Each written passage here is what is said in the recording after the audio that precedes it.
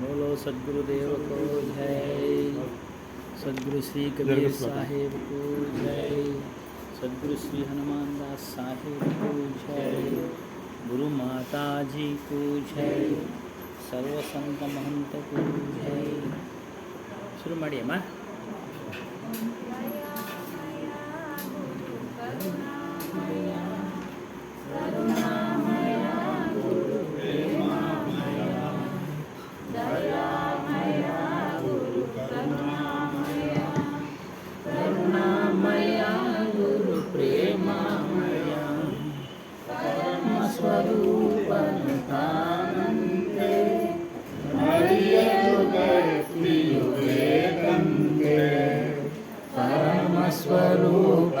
ಸ್ವರೂಪನುತಾನಂತೆ ಅರಿಯಲು ಭಕ್ತಿಯು ಬೇಕಂತೆ, ಒಲಿದರೆ ಪಾವನ ಅವನಂತೆ, ಸಂಸಾರದ ಭಯ ಅವನಿಲ್ಲಂತೆ, ದಯಾಮಯ ಗುರು ಕರುಣಾಮಯ, ಕರುಣಾಮಯ ಗುರು ಪ್ರೇಮಮಯ, ಗುರುವಿಗೆ ಸಮಯ ಇಲ್ಲಂತೆ, ಗುರುಪಾದವನಂಬಿರಬೇಕಂತೆ, ಗುರುವಿಗೆ ಸಮಯ ಇಲ್ಲಂತೆ, ಗುರುಪಾದವನಂಬಿರಬೇಕಂತೆ, ದೃಢತೆಯುತನಗಿರಬೇಕಂತೆ, ಹೃದಯದೊಳಗೆ ತಾನಿರಬೇಕಂತೆ,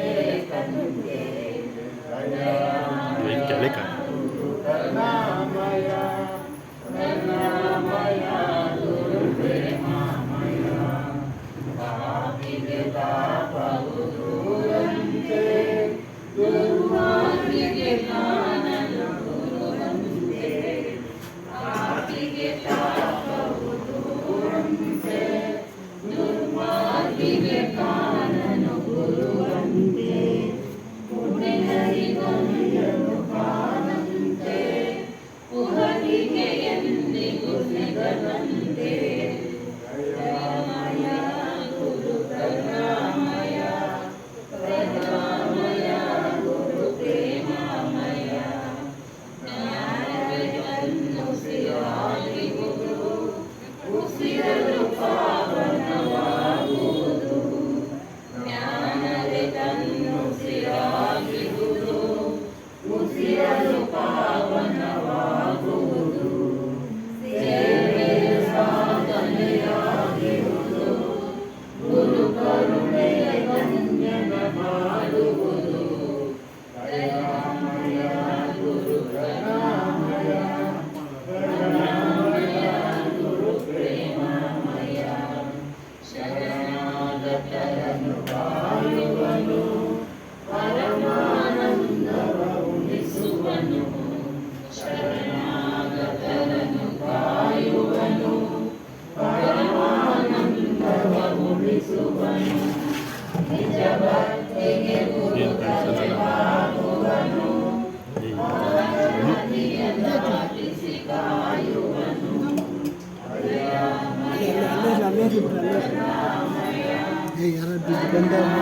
ಅಲ್ಲೇ ಇರ್ತೀನಿ, ಹಿಡ್ಕೊತೀನಿ.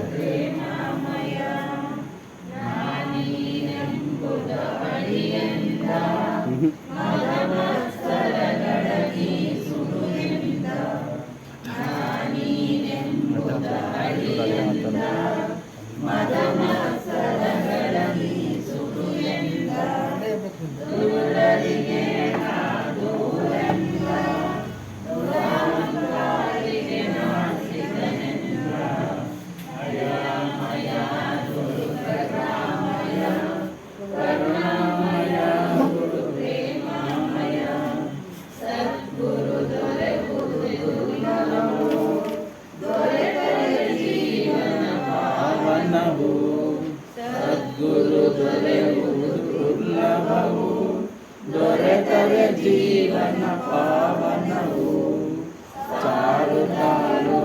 ಶಾಸನವು ಗುರುವ ವೀರೇಶ್ವರ ಹೌದೆಂದು ದಯಾಮಯ ಗುರು ಕರುಣಾಮಯ ಕರುಣಾಮಯ ಗುರು ಪ್ರೇಮಮಯ ಅಚ್ಯುತ ಆನಂದ ಶ್ರೀ ಗುರುವೇ ಚಿನ್ಮಯ ಚಿತ್ತನು ನೀ ಗುರುವೇ ಅಚ್ಯುತ ಅನಂತ ಶ್ರೀ ಗುರುವೇ ಚಿನ್ಮಯ ಚಿತ್ತನು ನೀ ಗುರುವೇ ಗುರು ಕವೀಶ್ವರ ಬಾ ಗುರುವೇ ಕರ ಜೋಡಿಸಿ ನಾ ಶಿರವಾಗಿರುವೆ ದಯಾಮಯ ಗುರು ಕರುಣಾಮಯ ಕರುಣಾಮಯ ಗುರು ಪ್ರೇಮಮಯ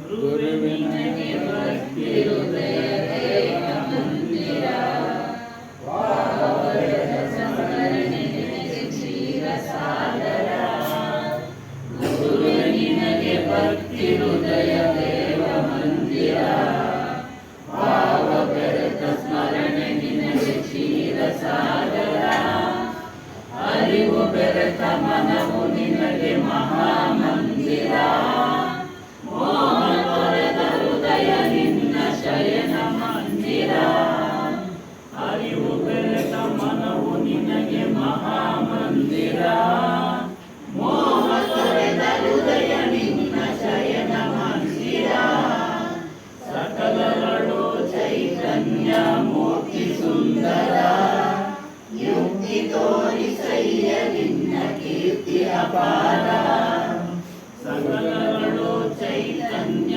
ಮೂರ್ತಿ ಸುಂದರ ಯುಕ್ತಿ ತೋರಿಸಯ್ಯ ನಿನ್ನ ಕೀರ್ತಿ ಅಪಾರ ಗುರುವೆ ನಿನಗೆ ಭಕ್ತಿ ಹೃದಯ ದೇವ ಮಂದಿರ ಭಾವ ಬೆರೆತ ಸ್ಮರಣೆ ನಿನಗೆ ಕ್ಷೀರ ಸಾಗರ ನೋಡಲಾರೆ ಲೋಕ ಸಂಸಾರ ಕಠೋರ ದೇಹ ಎಂದು ಬಂದ ಮೇಲೆ ದುಃಖ ಅಪಾರ ನೋಡಲಾರೆ ಲೋಕ ಸಂಸಾರ ಕಠೋರ ದೇಹ ಎಂದು ಬಂದ ಮೇಲೆ ದುಃಖ ಅಪಾರ ಮುಂದೆ ದೇಹ ಬಾರದಂತೆ ಭವ ಸಾಗರ ತೊಳೆದು ನೀಡು ಎನಗೆ ನಿನ್ನ ಅಮೃತ ಸಾರ ಮುಂದೆ ದೇಹ ಬಾರದಂತೆ ಭವ ಸಾಗರ ತಡೆದು ನೀಡು ಎನಗೆ ನಿನ್ನ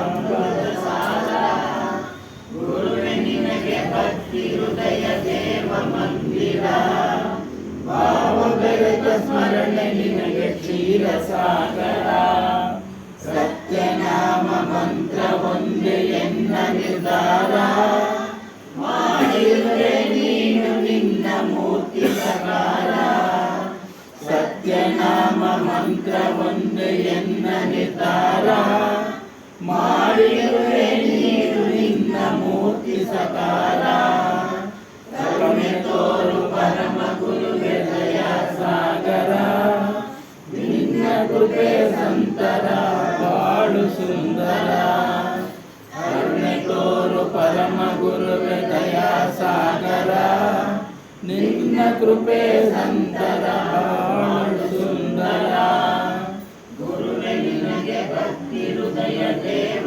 ಮಂದಿರ ಭಾವ ಬೆರೆತ ಸ್ಮರಣೆ ನಿನಗೆ ಕ್ಷೀರ ಸಾಗರ ನನಗೆ ತಾನೇ ಬೆಳಗುವಂತ ಕೋಟಿ ಚಂದಿರ ಧರಿಸು ನಿನ್ನ ಶಿರ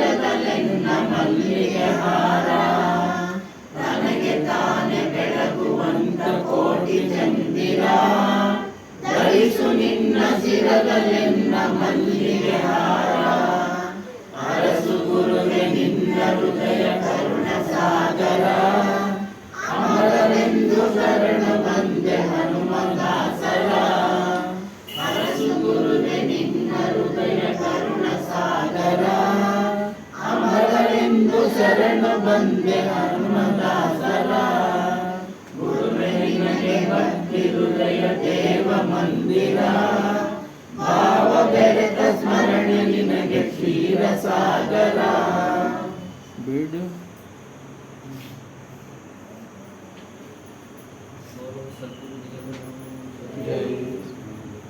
तिष्ठति ज्ञानरूपं नररूपं गभीरं वासनाजाल सर्वत्रं ज्ञानदृष्टिर्नश्यति त्वं कबीरमहावन्दे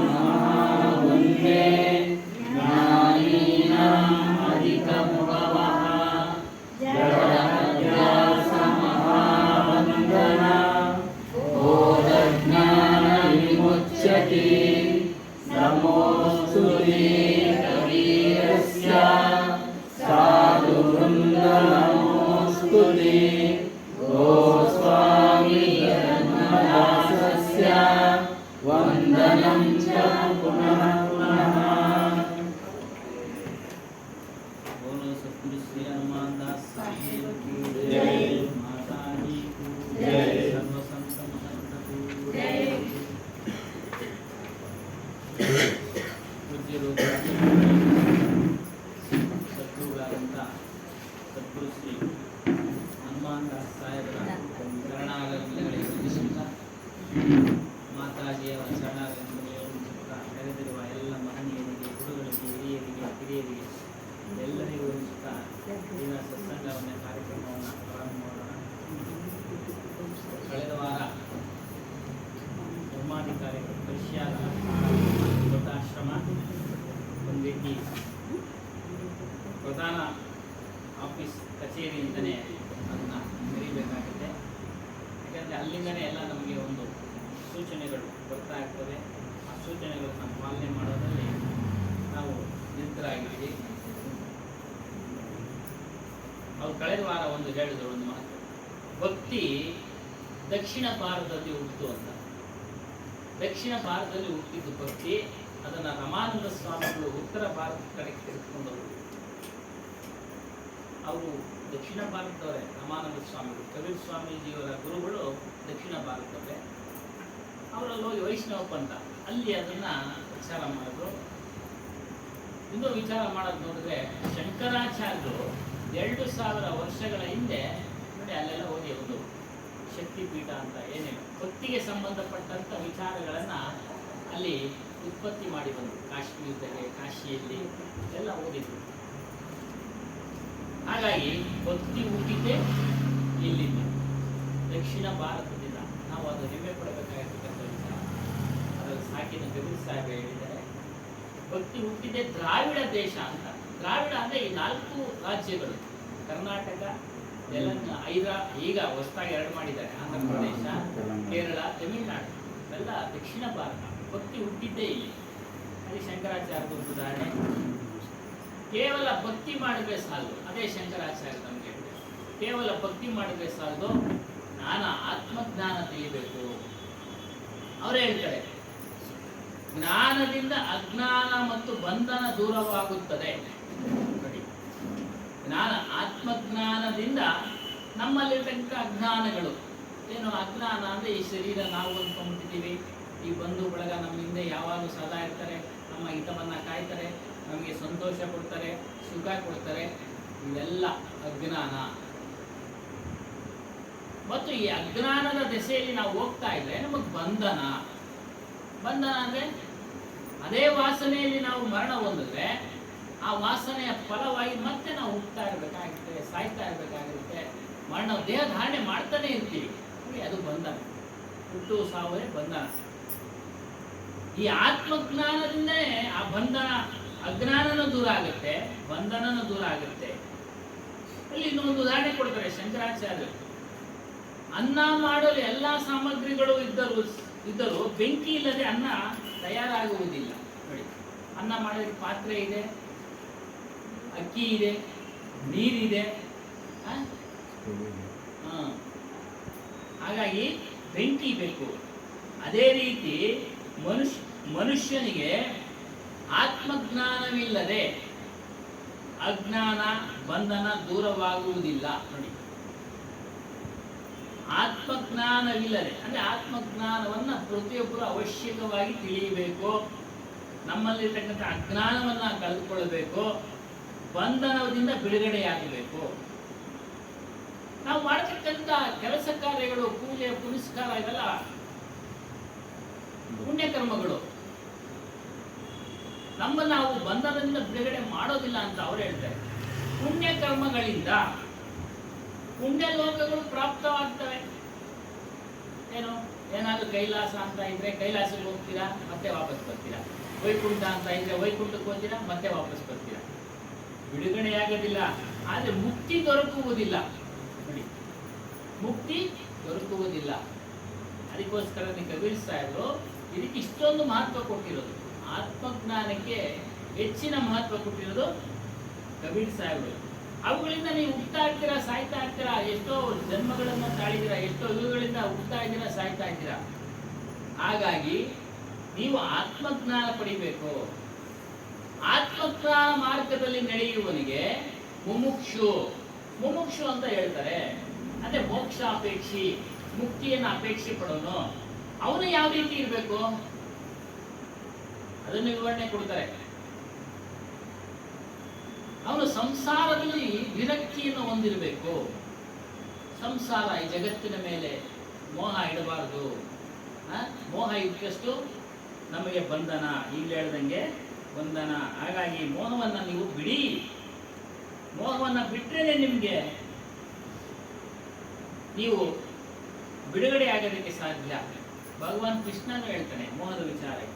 ಯಾರ ಮನಸ್ಸು ಮೋಹ ಅಂದ್ರೆ ಬ್ರಾಕೆಟ್ ನಲ್ಲಿ ಹೇಳ್ತಾರೆ ನನ್ನದು ಎಂಬ ಭಾವನೆಯಿಂದ ಮುಕ್ತವಾಗಿದೆಯೋ ಅದು ಬಂಧನದಿಂದ ಬಿಡುಗಡೆ ಹೊಂದಿರುತ್ತದೆ. ಏನು, ಹೆಂಡತಿ ನಮ್ಮವೇನೆ, ಸಾಕಷ್ಟು ಮೋಹ ಇಟ್ಟರೆ ನಮ್ಮನ್ನು ಬಂಧನಕ್ಕೆ ತಳ್ಳುತ್ತೆ, ನಮ್ಮನ್ನ ಬಂಧನಕ್ಕೆ ತಳ್ಳುತ್ತೆ. ಹಾಗಾಗಿ ಹೆಂಡತಿ, ಮಕ್ಕಳು, ಪರಿವಾರ, ಇವ್ರ ಮೇಲೆ ಪ್ರೀತಿ, ಪ್ರೇಮ, ಜವಾಬ್ದಾರಿಯಿಂದ ಅವನ್ನ ಪೋಷಣೆ ಮಾಡೋದೆಲ್ಲ ನಮ್ಮ ಕರ್ತವ್ಯ. ಅದನ್ನು ಮಾಡಲೇಬೇಕು ಅವಶ್ಯಕವಾಗಿ. ಆದರೆ ಅವರ ಮೇಲೆ ಮೋಹವನ್ನ, ಅತಿಯಾದ ನಂಬಿಕೆಯನ್ನ, ಅತಿಯಾದ ವಿಶ್ವಾಸವನ್ನ ಇಟ್ಕೊಳ್ಳೋಕೆ ಹೋಗಬೇಡಿ. ದೊಡ್ಡವರಾಗ್ತಾ ಆಗ್ತಾ ಅವರ ಮನಸ್ಸು ಪರಿವರ್ತನೆ ಆಗ್ಬಿಡುತ್ತೆ. ಅವ್ರ ಮನಸ್ಸು ಬೇರೆ ಬೇರೆ ಕಡೆ ಓಡುತ್ತೆ. ಆಗ ನಮ್ಮನ್ನೆಲ್ಲ ಬಿಟ್ಟು ಹೋಗ್ಬಿಡ್ತಾರೆ. ಅದು ನಾವು ನೋಡ್ತಾ ಇದ್ದೀವಿ, ನಮ್ಮನ್ನೆಲ್ಲ ಬಿಟ್ಟು ಹೋಗ್ಬಿಡ್ತಾರೆ. ಹಾಗಾಗಿ ಅವುಗಳನ್ನು ನೀವು ಮೋಹ ಇಟ್ಕೊಂಬೇಡಿ. ಅವ್ರ ಮೇಲೆ ನಿಮ್ಮ ಜವಾಬ್ದಾರಿ ನಿರ್ವಹಿಸಿ. ಯಾರು ಮನೋಇಂದ್ರಿಯಗಳನ್ನು ವಶಪಡಿಸಿಕೊಂಡು ಆಸೆಯಿಂದ ದೂರವಿರುತ್ತಾರೋ ನೋಡಿ, ಮತ್ತು ವೈರಾಗ್ಯದ ಸಹಾಯದಿಂದ ಕರ್ಮ ಬಂದ ಬಿಡುಗಡೆ ಪಡೆದು ಮುಕ್ತಾತ್ಮರಾಗುತ್ತಾರೆ. ವೈರಾಗ್ಯ ಅಂದ್ರೆ ಅತಿಯಾದ ಮೋಹ ಇಡಬೇಡಿ, ಅತಿಯಾದ ವಿಶ್ವಾಸ ಇಡಬೇಡಿ. ನಮ್ಮ ಕರ್ತವ್ಯ. ನಾವು ಅವ್ರ ಹತ್ರ ಸಾಲ ಮಾಡ್ತಿದ್ದೀವಿ. ಋಣಾನುಬಂಧ ರೂಪೇಣ ಪಶುಪತ್ನಿ ಸುತಾಲಯ ಅಂತ ಹೇಳ್ತಾರೆ ಸಂಸ್ಕೃತ ಶ್ಲೋಕದಲ್ಲಿ.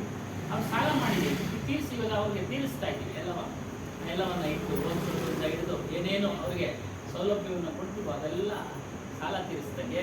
ಹಾಗಾಗಿ ಅವುಗಳನ್ನೆಲ್ಲ ನೀವು ಗಮನ ಹರಿಸಿ. ಮತ್ತು ವೈರಾಗ್ಯ ವಿಚಾರವಾಗಿ ಹೇಳ್ತಾರೆ. ನಾವು ನಮ್ಮ ಕರ್ಮಗಳನ್ನ ಹಾಗಾಗಿ ಹೇಳ್ತಾ ಇರ್ತಾರೆ ದಯಣ್ಣ, ಅಪೇಕ್ಷೆ ಇಡಬಾರ್ದು. ನೋಡಿ, ನಿರಾಸಕ್ತಿಯಿಂದ ಪ್ರತಿಫಲಾಪೇಕ್ಷೆ ಇಲ್ಲದೆ ಮಾಡ್ತಿರ್ಬೇಕು ಕೆಲಸ. ಅಪೇಕ್ಷೆ ಇರಬಾರ್ದು. ಅಪೇಕ್ಷೆ ಇಟ್ಟು ಮಾಡಿದ್ರೆ ಬಂಧನ, ಅಪೇಕ್ಷೆ ಇಲ್ಲದೆ ಮಾಡಿದ್ರೆ ನಮಗೆ ಬಿಡುಗಡೆಗೆ ಮಾರ್ಗ ಅಂತ ತಿಳಿಸ್ತಾ ಇದ್ದಾರೆ. ಹಾಗಾಗಿ ಇಲ್ಲೂ ಸಹ ತಿಳಿಸ್ತಾ ಇದ್ದಾರೆ. ಮನುಷ್ಯ ಮುಮುಕ್ಷು ಅವನ ಗುಣಗಳು, ಲಕ್ಷಣಗಳು ಯಾವ ರೀತಿ ಇರಬೇಕು ಅಂದ್ರೆ, ಮುಮುಕ್ಷಿ ಕಿ ಪಹಲಿ ಯೋಗ್ಯತಾ ಸಂಸಾರ ಸೆ ವಿರಕ್ತಿ. ನೋಡಿ, ಮೋಹನ ಬಿಡಬೇಕು. ಸಂಸಾರ ಅಂದ್ರೆ ಜಗತ್ತು. ನಾವು ಜಗತ್ತಿನ ಮೇಲೆ ಮೋಹ ಇಟ್ಟಿದ್ದೀವ? ಇಲ್ಲ. ನಮ್ಮದೇ ಆದಂತ ಸಣ್ಣ ಜಗತ್ತಿನಲ್ಲಿ ಮೋಹ ಇಟ್ಟಿದ್ದೀವಿ. ನನ್ನ ಹೆಂಡತಿ, ನನ್ನ ಮಕ್ಕಳು, ನನ್ನ ಬಂಧುಗಳು, ನಮ್ಮ ಪರಿವಾರ, ಈ ರೀತಿ. ಇದು ಚಿಕ್ಕ ಸಂಸಾರ. ಗುರುಗಳಿಗೆ ದೊಡ್ಡ ದೊಡ್ಡ ಸಂಸಾರಗಳು. ಇವತ್ತು ಗುರುಗಳ ಕಥೆ ಪೇಪರ್ನಲ್ಲಿ ಬರ್ತಾ ಇದೆ, ಏನೇನು ಬರ್ತಾ ಇದೆ ನೋಡ್ತಾ ಇದ್ದೀರಲ್ಲ. ದೊಡ್ಡ ಸಂಸಾರ ಕಟ್ಕೊಂಡ್ಬಿಟ್ರೆ ಅವರಲ್ಲ. ಹಾಗಾಗಿ ದೊಡ್ಡ ಸಂಸಾರ ಕಟ್ಕೊಳ್ಳೋದು ಹೆಚ್ಚಲ್ಲ, ಅದನ್ನು ನಿಭಾಯಿಸ್ಬೇಕು. ನಿಭಾಯಿಸಬೇಕು. ಹಾಗಾಗಿ ವಿರಕ್ತಿ ಭಾವ ಇರಬೇಕು. ಮತ್ತು ಪ್ರಪಂಚದಲ್ಲಿರ್ತಕ್ಕಂಥ ವಸ್ತುಗಳ ಮೇಲೆ ಆಸಕ್ತಿನ ಇಡಬಾರ್ದು. ಆಸೆ ಇರಬೇಕು, ಅತಿಯಾದ ಆಸೆಯಿಂದ ಮನುಷ್ಯ ಕೆಟ್ಟೋಗ್ತಾನೆ. ಆಸೆನೇ ಬಿಡು ಅಂತ ಹೇಳ್ತಾರೆ, ಆಸೆ ಬಿಡಕ್ ಆಗೋದಿಲ್ಲ. ಏನಪ್ಪ ಇವರೆಲ್ಲ ಬಿಡು ಅಂತ ಹೇಳ್ತೀರಿ, ಇಲ್ಲಿ ಬರೋದೇ ಬಿಟ್ಬಿಡ್ತಾರೆ. ಇಲ್ಲಿ ಬರೋದೇ ಬಿಟ್ಬಿಡ್ತಾರೆ. ಅದಕ್ಕೆ ನಾವು ಬ್ಯಾಲೆನ್ಸ್ ಮೇಲೆ ಹೇಳ್ತಾ ಇದ್ದೀವಿ. ಆಸೆ ಇರಬೇಕು ಮನುಷ್ಯನಿಗೆ. ಒಂದು ವಸ್ತು ತೆಗೆದುಕೊಳ್ಳೋ ಆಸೆ ಇರುತ್ತೆ, ತೆಗೆದುಕೊಳ್ಳೋಣ, ಅನುಕೂಲ ಇದ್ರೆ ತೆಗೆದುಕೊಳ್ಳೋಣ. ಅದು ನಮ್ಗೆ ದಕ್ಕದೇ ಇಲ್ಲ, ನಮ್ಗೆ ಆರ್ಥಿಕತೆ ಸೌಲಭ್ಯತೆ ಇರೋದಿಲ್ಲ ತೆಗೆದುಕೊಳ್ಳೋದಕ್ಕೆ. ಆಸೆ ಕೊಟ್ಟು ಅದನ್ನು ಪಡೆಯೋದಕ್ಕೆ ಏನೇನೋ ದುಷ್ಟ ಕಾರ್ಯಗಳನ್ನ ಮಾಡಿದಾಗ ನಾವು ಅದರ ಪ್ರತಿಫಲ ಊಟ ಮಾಡಬೇಕಾಗತ್ತೆ. ಹಾಗಾಗಿ ಆಸೆ ನಿಮ್ಮ ನಿಯಂತ್ರಣದಲ್ಲಿರಲಿ,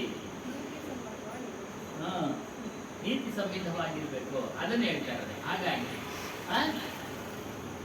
ಈ ರೀತಿಯಾಗಿರ್ತಕ್ಕಂಥವ್ರು ಮಾತ್ರ ಮುಮುಕ್ಷು ಆಗಕ್ಕೆ ಸಾಧ್ಯ.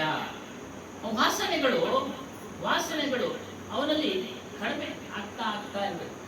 ಮುಮುಕ್ಷು, ನಾನು ಆತ್ಮಜ್ಞಾನದ ಮುಕ್ತಿ ಅಂತ ಹೇಳ್ತಾರಲ್ಲ, ಅದ್ರ ಮಾರ್ಗದಲ್ಲಿ ನಡೀಬೇಕು ಅಂತ ಯಾರು ಬಂದಿದ್ದಾರೋ ಅವರೆಲ್ಲರೂ ಸಹ ಹಂತವಾಗಿ ಎಲ್ಲವನ್ನ ಕಳೆದುಕೊಳ್ಬೇಕು.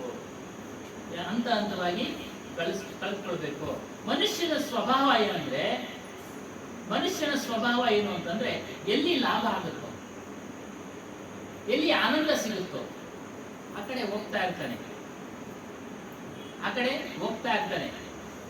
ಅದನ್ನು ಪಡೆಯೋ ಸಲುವಾಗಿ, ಆನಂದನ ಪಡೆಯೋ ಸಲುವಾಗಿ, ಲಾಭ ಪಡೆಯೋ ಸಲುವಾಗಿ ವ್ಯಾವಹಾರಿಕವಾಗಿ ನಾವು ಯೋಚನೆ ನೋಡಿದ್ರೆ, ವಿಚಾರ ಮಾಡೋದು ಅಂದ್ರೆ ಅದಕ್ಕೆ ತನ್ನನ್ನು ಸಮರ್ಪಣೆ ಮಾಡ್ಕೊಳ್ತಾನೆ. ಒಂದು ಉದ್ಯೋಗದಿಂದ ಲಾಭ ಸಿಗುತ್ತೆ, 1ಕ್ಕೆ 2 ಸಿಗುತ್ತೆ ಅಂತಂದ್ರೆ ತನ್ನನ್ನ ಸಮರ್ಪಣೆ ಮಾಡ್ಕೊಳ್ತಾನೆ. ಏನು, ತನ್ನ ಮನಸ್ಸನ್ನ ಅದರಲ್ಲಿ ಒಳಗೊಳಿಸ್ತಾನೆ, ತನ್ನ ದೇಹವನ್ನ ಅದಕ್ಕೆ ದಂಡಿಸ್ತಾನೆ. ಹೀಗೆಲ್ಲ ಮಾಡಿ ಅದನ್ನ ಲಾಭ ಆನಂದವನ್ನ ಪಡೆಯುತ್ತಾನೆ. ಅದೇ ರೀತಿಯಾಗಿ ನಿಮಗೆ ಈಗ ಹೇಳಿದ್ರಲ್ಲ, ನಿಜವಾದ ಆನಂದ, ನಿಜವಾದ ಮುಕ್ತಿ ಬೇಕು ಅನ್ನೋ ಪಕ್ಷದಲ್ಲಿ ನೀವು ನಿಮ್ಮನ್ನ ಸಮರ್ಪಣೆ ಮಾಡಿಕೊಳ್ಬೇಕು. ಜ್ಞಾನದ ವಿಚಾರದಲ್ಲಿ, ಜ್ಞಾನದ ಮಾರ್ಗಕ್ಕೆ ನಿಮ್ಮನ್ನು ನೀವು ಸಮರ್ಪಣೆ ಮಾಡ್ಕೊಳ್ಬೇಕು. ಆಗ ಮಾತ್ರ ನಿಮಗೆ ಆತ್ಮಜ್ಞಾನದ ಆನಂದದ ಅನುಭವ ಆಗುತ್ತದೆ. ಆಗ ಮಾತ್ರ ಆಗುತ್ತೆ. ಇಲ್ಲ ಅಂದ್ರೆ ಸಾಧ್ಯ ಇಲ್ಲ. ಹೀಗಾಗಿ ಅದಕ್ಕೆ ಒಂದೊಂದೇ ಹೇಳ್ತಾರೆ. ಮೊಟ್ಟ ಮೊದಲಿಗೆ ಯಾವ ಮುಮುಕ್ಷು ವೈರಾಗ್ಯ ಮಾರ್ಗದಲ್ಲಿ, ಈಗ ಹೇಳ್ದಂಗೆ ವೈರಾಗ್ಯ ಮಾರ್ಗದಲ್ಲಿ ಸ್ವಲ್ಪ ಹೋಗ್ತಾ ಇರಬೇಕು. ಏನು, ತನ್ನ ಪರಿವಾರದಲ್ಲಿ ಅತ್ಯಂತ ಮೋಹ, ಪ್ರೇಮ ಇವೆಲ್ಲ ಇಟ್ಕೊಂಡಿರ್ತಾನೆ. ಅದೇನಾಗುತ್ತೆ, ಅವನಿಗೆ ತೊಂದರೆ ಕೊಡುತ್ತೆ, ಸುಖನೂ ಕೊಡುತ್ತೆ. ನಮ್ಮನ್ನೆಲ್ಲ ಸುತ್ತುವರೆದು ಪ್ರೀತಿ ಮಾಡಿದಾಗ ನಮ್ಗೆ ಏನಪ್ಪಾ ಇವರು ಇಷ್ಟೊಂದು ನನ್ನ ಪ್ರೀತಿ ಮಾಡ್ತಾವ್ರೆ ಅಂತೇಳಿ ಸುಖನೂ ಕೊಡುತ್ತೆ. ಆ ಸುಖ ಶಾಶ್ವತನ ಇಲ್ಲ. ಸಣ್ಣ ಮಕ್ಕಳಿದ್ದಾಗ ನಮ್ಮನ್ನು ಮುದ್ದಾಡ್ತಾ ಇದ್ರೆ ಅಜ್ಜಿ ತಾತ ಅಂದ್ರೆ ಖುಷಿ, ಅಲ್ಲಿ ನಮ್ಮ ಅಜ್ಜಿಯವ್ರಿಗೆ ಖುಷಿ ಆಗುತ್ತೆ. ಅದೇ ಅವರು ದೊಡ್ಡವರಾಗ್ತಾ ಅವರು ತನ್ನ ದಿಕ್ಕನ್ನ ಬದಲಾಯಿಸ್ತಾರೆ, ನಮ್ಮ ಮಾತುಗಳನ್ನ ಕೇಳೋದಿಲ್ಲ, ಅವರದೇ ಆದಂತ ಸ್ವತಂತ್ರ ಆಲೋಚನೆಯ ಮಾರ್ಗದಲ್ಲಿ ನಡೀತಾರೆ. ಆಗ ದುಃಖ ಆಗ್ಬಿಡುತ್ತೆ. ನಮ್ಮ ಮಾತು ಕೇಳೋದಿಲ್ಲ, ಆಗ ದುಃಖ ಆಗತ್ತೆ. ಅದೇ ಹಾನಿ ಲಾಭ, ಹಾನಿನೂ ಆಗುತ್ತೆ, ಲಾಭನೂ ಆಗುತ್ತೆ. ಸ್ವಲ್ಪ ಸುಖ ಸಿಗುತ್ತೆ, ಅವಾಗ ನಮ್ಗೆ ಎಲ್ಲಿಲ್ಲದ ಒಂದು ಆನಂದನೂ ಸಿಗುತ್ತೆ. ಇದು ಬಿಟ್ಟರೆ ಇಲ್ಲಿ ಆನಂದನೇ ಇಲ್ವೇನೋ ಅನಿಸುತ್ತೆ. ನಂತರ ಅವ್ರು ಯಾವಾಗ ಮಾರ್ಗ ತರ್ತಾರೋ ಅವಾಗ ನಮಗೆ ಹಾನಿ ಆಗುತ್ತೆ, ನಮ್ಮ ಮನಸ್ಸಿಗೆ ನೋವಾಗುತ್ತೆ. ಈ ರೀತಿ ಪರಿವಾರದಲ್ಲಿ ಲಾಭ ನಷ್ಟ, ಈ ನೃತ್ಯ ಮಾಡ್ತಾರೆ, ಡ್ಯಾನ್ಸ್ ಆಡ್ತಾರೆ. ಒಂದು ಸ್ವಲ್ಪ ಆ ಕಡೆ, ಒಂದು ಸ್ವಲ್ಪ ಈ ಕಡೆ, ಯಾವುದೂ ಶಾಶ್ವತ ಅಲ್ಲ. ನೃತ್ಯ ಮಾಡೋರು ಒಂದೇ ರೀತಿ ಮಾಡ್ತಾರ? ಇಲ್ಲ, ಬದಲಾಯಿಸ್ತಾ ಇರ್ತಾರೆ. ತಮ್ಮ ಶರೀರದ ಭಾವಗಳನ್ನು ಬದಲಾಯಿಸಿ ನೃತ್ಯ ಮಾಡ್ತಾರೆ. ಹಾಗಾಗಿ ಹಾನಿನೂ ಇದೆ, ಲಾಭನೂ ಇದೆ. ಆಗ ಇದು ನೃತ್ಯದಂತೆ. घूम कर घर परिवार में रहता है वो साधु वेश कलंकित करता है. ನೋಡಿ, ಯಾರು ಮುಮುಕ್ಷುಗಳು ಸಾಧುಗಳು ಬೇಗ ಆಗಬೇಕು ಅಂತ ಇದ್ದಾರೋ ಇದನ್ನೆಲ್ಲ ಸ್ವಲ್ಪ ಕಡಿಮೆ ಮಾಡ್ಕೊಳ್ಳೋದು, ಇಲ್ಲಾಂದ್ರೆ ಕಳಂಕಿತರಾಗ್ಬಿಡ್ತೀವಿ. ಕಳಂಕಿತರಾಗ್ತೀವಿ, ಕೆಟ್ಟ ಹೆಸರು ಬಂದ್ಬಿಡುತ್ತೆ. ನಾವು ಜ್ಞಾನ ಮಾರ್ಗದಲ್ಲಿ ಇದ್ದೀವಿ, ಜ್ಞಾನ ಮಾರ್ಗದಲ್ಲಿ ನಡೀತಾ ಇದ್ದೀವಿ, ಹೇಳೋದೊಂದು ಮಾಡೋದಂದ್ರೆ ಇವಾಗ ಅದೇ ಆಗ್ತಾ ಇರೋದು, ಅದೇ ಆಗಿರೋದು. ಅದು ಹೇಗಾಗಿದೆಯೋ ನಮಗೆ ಗೊತ್ತಿಲ್ಲ, ಅಂದ್ರೆ ಪೇಪರ್ನಲ್ಲಿ ಬಂದಿರೋ ಪ್ರಕಾರ ನಾವು ಮಾತಾಡೋದು ಅಷ್ಟೇ. ಅದು ಒಳಗುಟ್ಟು ಏನಿದೆಯೋ ನಮಗೆ ಗೊತ್ತಿಲ್ಲ, ಏನಿದೆಯೋ ನಮಗೆ ಗೊತ್ತಿಲ್ಲ, ಏನಾಗಿದೆ ಬೇಡ. ಒಟ್ಟಿನಲ್ಲಿ ಆ ಪೇಪರ್ನಲ್ಲಿ ಬಂದಿರೋ ಅಕ್ಷರಗಳ ಮೇಲೆ ನಾವು ಚರ್ಚೆ ಮಾಡೋದಾದ್ರೆ ಕಳಂಕಿತರಾಗಿ, ಒಂದು ಪೀಠವನ್ನು ಅಲಂಕರಿಸಿದ ಮೇಲೆ, ಒಂದು ಸಂಘ, ನಾವು ಸಾಧು ಸಂಘ ಮಾಡಿದ್ಮೇಲೆ, ಸಂತರ ಸಂಘ ಮಾಡಿದ್ಮೇಲೆ, ಬರ್ತಾ ಇದ್ಮೇಲೆ ಈ ಸಂಘಕ್ಕೆ, ಒಂದು ಸತ್ಸಂಗಕ್ಕೆ ಇದು ಹೇಳತಕ್ಕಂಥ ನಿಯಮಗಳನ್ನ ಪಾಲನೆ ಮಾಡಬೇಕು. ಅದಕ್ಕೆ ದೀಕ್ಷೆ. ಅದನ್ನೇ ಅದು ಗಮನಿಸಕ್ಕೆ, ಎಚ್ಚರಿಸಕ್ಕೆ ನಮಗೆ ದೀಕ್ಷೆ ಕೊಡ್ತಾರೆ. ಒಂದು ಗುರುತು. ಈ ಜನವಾರ ನೋಡ್ಕೊಂಡಾಗೆಲ್ಲ ಈ ಜನವಾರ ಬ್ರಾಹ್ಮಣರು ಅಂತ ಗುರುತಿಸ್ಕೊಂತಾರೆ, ವೈಶ್ಯರು ಅಂತ ಗುರುತಿಸ್ತಾರೆ ಅಲ್ವಾ? ದೀಕ್ಷೆ ಒಂದು ಉದಾಹರಣೆ. ಹಾಗಾಗಿ ಅದೇ ಅದು ಹಾಸ್ಯಾಸ್ಪದವಾಗಿ ಹೇಳುತ್ತೆ ಸ್ವಲ್ಪ. ಏನು BBMP ಈ ಕಂಪ್ಲೇಂಟ್ ಹೋಗುತ್ತೆ ಬೀದಿ ನಾಯಿಗಳ ಮೇಲೆ, ಗಲಾಟೆ ಮಾಡ್ತವೆ ಅಂತೇಳಿ ಎಲ್ಲರಿಗೂ ಇಂಜೆಕ್ಷನ್ ಕೊಟ್ಟು ಸಾಯಿಸ್ಬಿಡಿ ಅಂತ ತೀರ್ಮಾನ ಮಾಡ್ತಾರೆ. ಅದಕ್ಕೆಲ್ಲ ಒಬ್ರು ಬುದ್ಧು ಅಂತ ಹೇಳ್ತಾರೆ, ಆ ಬೀದಿ ನಾಯಿಗಳ ಜೊತೆ ಒಳ್ಳೆ ನಾಯಿಗಳು ಒಂದೊಂದ್ಸರಿ ಸೇರಿರ್ತಾವಪ್ಪ, ಅದಕ್ಕೆ ಪಟ್ಟಿ ಹಾಕಿರ್ತಾರೆ, ಆ ಪಟ್ಟಿ ಹಾಕಿರೋದನ್ನ ಬಿಟ್ಬಿಡಿ. ಯಾರೋ ಸಾಕಿರೋರವರು ಏನೋ ಅಕಸ್ಮಾತ್ ಆಗಿ ದಾರಿ ತಪ್ಪಿ ಆಚೆಗೆ ಬಂದ್ಬಿಟ್ಟು ಇದ್ರ ಜೊತೆ ಸೇರಿರ್ತವೆ, ಅವುಗಳನ್ನ ಬಿಟ್ಬಿಡಿ ಅಂದ್ರೆ ಅದೇ ಅರ್ಥ. ಯಾರು ಗುರುವಿನ ಬಳಿ ದೀಕ್ಷೆ ತೆಗೆದುಕೊಂಡು ಆ ಒಂದು ಮಾಲೆಯನ್ನು ಧರಿಸಿರ್ತಾರೋ ಅವರನ್ನ ಯಮ ಮುಟ್ಟುವುದಿಲ್ಲ.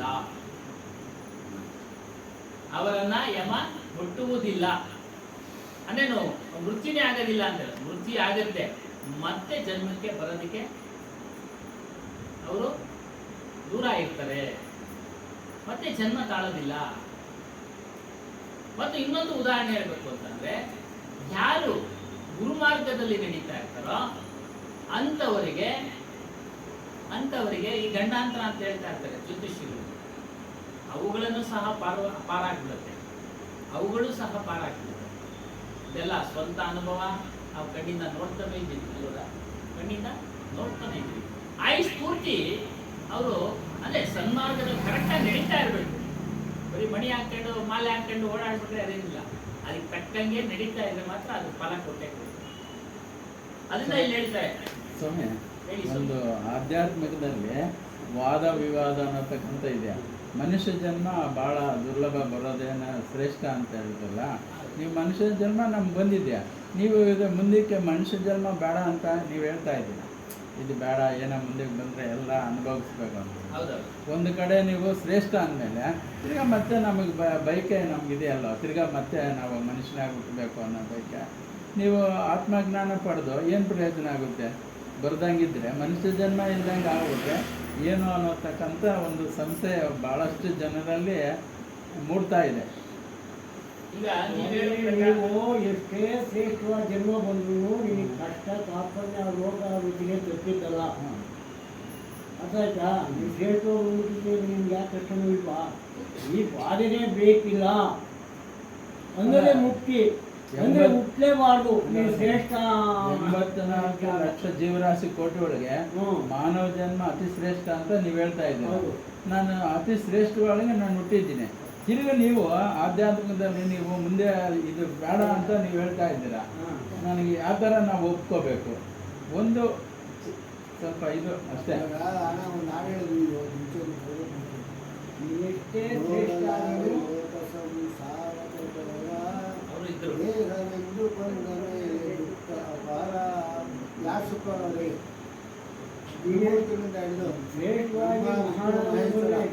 ದೇವಾಲಯಗಳು, ತ್ರಿಮೂರ್ತಿಗಳಾಯ್ತಾ, ಅಷ್ಟದಿಕ್ಪಾಲಕರು, ನವಗ್ರಹಗಳು, ರಾಜಾದಿರಾಜರು, ಚಕ್ರವರ್ತಿಗಳು ಯಾರು ಸುಖವಾಗಿ ಹೇಳಿ? ಯಾವ ದೇವತೆಯನ್ನು ಹೇಳಿ? ಎಲ್ಲರೂ ಕಷ್ಟಪಡ್ತಾ ಇರೋದಿಲ್ಲ. ಸೂರ್ಯನೇ ಕಷ್ಟ, ಚಂದ್ರದ್ದು ಕಷ್ಟ, ಇಂದ್ರದಂತೂ ಎಷ್ಟು ಸಾರಿ ತಪ್ಪಿಸ್ಕೊಂಡು ಹೋಗ್ತಿತ್ತು. ದೇಹ ಅಂತ ಬಂದರೆ ದುಃಖ ಅಪಾರ, ಅದಕ್ಕೆ ಏನೂ ಇಲ್ಲ ಅನ್ನೋದಕ್ಕೆ ವಿಚಾರ ಮಾಡಿ. ಅದೇ ಪರಮಪದ ಕರೆಕ್ಟ್ ಆಗಿದೆ. ಶ್ರೇಷ್ಠ ಏನಕ್ಕೆ ಅಂತ ಹೇಳ್ತಾರೆ ಅಂದ್ರೆ ದೇವರನ್ನ ಇದರಲ್ಲಿರ್ತಕ್ಕಂಥ ವಿಶೇಷವಾದ ಜ್ಞಾನ ಬೇರೆ ಪ್ರಾಣಿಗಳಲ್ಲಿ ಇಲ್ಲ. ನೋಡಿ, ನೀವು ಪ್ರಶ್ನೆ ಕೇಳಿದ್ರೆ ನಿಮ್ಮಲ್ಲಿ ವಿಚಾರ ಶಕ್ತಿ ಇದೆ, ಅದನ್ನ ಚಿಂತನೆ ಮಾಡಿ ಪ್ರಶ್ನೆ ಕೇಳಿದ್ರೆ. ಒಂದು ನಾಯಿ ಪ್ರಶ್ನೆ ಕೇಳುತ್ತಾ, ಎಷ್ಟು ಹೇಳಿದ್ರು ಕೇಳುತ್ತಾ? ಅದು ನಾವು ಹೇಳೋದನ್ನ ಅದು ಕೇಳೋದಕ್ಕೆ ಸಾಧ್ಯ ಆಗುತ್ತಾ? ಬುದ್ಧಿ ಕಲಿಸಿರ್ತೀವಿ ಅದಕ್ಕೆ ಕುತ್ಕೊಳ್ಳೋದು ಅಷ್ಟೇ, ಆದ್ರೆ ಆ ಮನಸ್ಸನ್ನ ನಾವು ಇಟ್ಕೊಳ್ಳೋಕೆ ಸಾಧ್ಯ ಇಲ್ಲ. ಆದರೆ ನಿಮ್ಮ ಮನಸ್ಸನ್ನ ಬದಲಾಯಿಸುವ ಶಕ್ತಿ ಗುರುವಿಗಿದೆ, ಅವ್ರಿಗೂ ಇದೆ, ನಿಮ್ಗೂ ಇದೆ. ಯಾವಾಗ ನಿಮ್ಗೆ ಮನಸ್ಸಿನಲ್ಲಿ ಹೇಳ್ತಾ ಇದ್ದ ವಿಚಾರಗಳನ್ನ ನೀವು ಧಾರಣೆ ಮಾಡ್ಕೊಂಡು ಚಿಂತನೆ ಮಾಡ್ಕೊಂಡು ನೀವು ಸರಿಯಾದ ಮಾರ್ಗದಲ್ಲಿ ನಡೀತೀರಾ. ಶ್ರೇಷ್ಠವಾದ ಜನ್ಮ ಏನಕ್ಕೆ ಅಂತಂದ್ರೆ ವಿಚಾರ ಶಕ್ತಿ ಇದೆ, ವಿವೇಚನಾ ಶಕ್ತಿ ಇದೆ, ಸತ್ಯಾಸತ್ಯಗಳನ್ನ ತಿಳಿಯೋ ಶಕ್ತಿ ಇದೆ ಇದರಲ್ಲಿ. ಬೇರೆ ಜನ್ಮಗಳಲ್ಲಿದೆಯಾ? ಪಶು ಜನ್ಮದಲ್ಲಿದೆಯಾ? ಕುರಿ ಜನ್ಮದಲ್ಲಿದೆಯಾ? ಕುರಿ ಏನ್ ಕೆಲಸ? ಒಂದ್ ಕುರಿ ಎಳ್ಕೊಂಡು ಹೋಗ್ತಾ ಇದೆ, ಹಿಂದೆ ಹಿಂಬಾಲಿಸ್ತವೆ ಅಷ್ಟೇ. ಮನುಷ್ಯನಿಗೆ ಅರಿವಿನ ಶಕ್ತಿ ಅನ್ನೋದು ಮತ್ತು ಮುಕ್ತನಾಗಕ್ಕೆ ಮನುಷ್ಯ ಜನ್ಮವೇ ಕಾರಣ. ಒಂದು ಹೆಬ್ಬಾಗಿಲಿದ್ದಂಗೆ ಮುಕ್ತನಾಗಕ್ಕೆ. ಬೇರೆ ಜನ್ಮಗಳಲ್ಲಿ ಮುಕ್ತನಾಗಕ್ಕೆ ಸಾಧ್ಯ ಇಲ್ಲ. ನಾವೇನ್ ಹೇಳಿದ್ರು ಕೇಳುತ್ತಾ? ಇಲ್ಲ, ಕೇಳೋದಕ್ಕೆ ಸಾಧ್ಯ ಇಲ್ಲ. ಅವ್ರಿಗೇನಿದ್ರು ಹೊಟ್ಟೆಪಾಡದ ಜ್ಞಾನ ಅಷ್ಟೇ, ಹೊಟ್ಟೆಪಾಡದ ಜ್ಞಾನ. ಊಟ ಮಾಡಬೇಕು, ನಿದ್ದೆ ಮಾಡಬೇಕು, ಹೋಗಿ ಮಲಗಬೇಕು ಅಷ್ಟೇ. ಜನ್ಮ ಬೇಡ ಅಂತಕ್ಕಂಥದ್ದು ಇದೆಯಲ್ಲ, ಅದಕ್ಕೋಸ್ಕರ ವಿಚಾರ. ಸ್ಮಶಾನದಲ್ಲಿ ಚಿತೆ ಏರ್ಪಡಿಸಿರ್ತಾರೆ, ಸುಡ್ತಾ ಇರ್ತಾರೆ, ಒಂದು ಕಡೆ ವಾಲ್ದಾಗ ಅದರದ್ದೇ ಒಂದು ಉದ್ವಾರ ದೊಣ್ಣೆ ತಗೊಂಡು ಅದನ್ನು ತಳ್ಳುತ್ತಾರೆ. ಆ ದೊಣ್ಣೆ ಸಹಕಾರಿ ಆಗ್ತದೆ. ಆ ದೊಣ್ಣೆನ ಮನೆ ತಗೊಂಡ್ಬರ್ತಾರ, ಏನು ಮಾಡ್ತಾರೆ?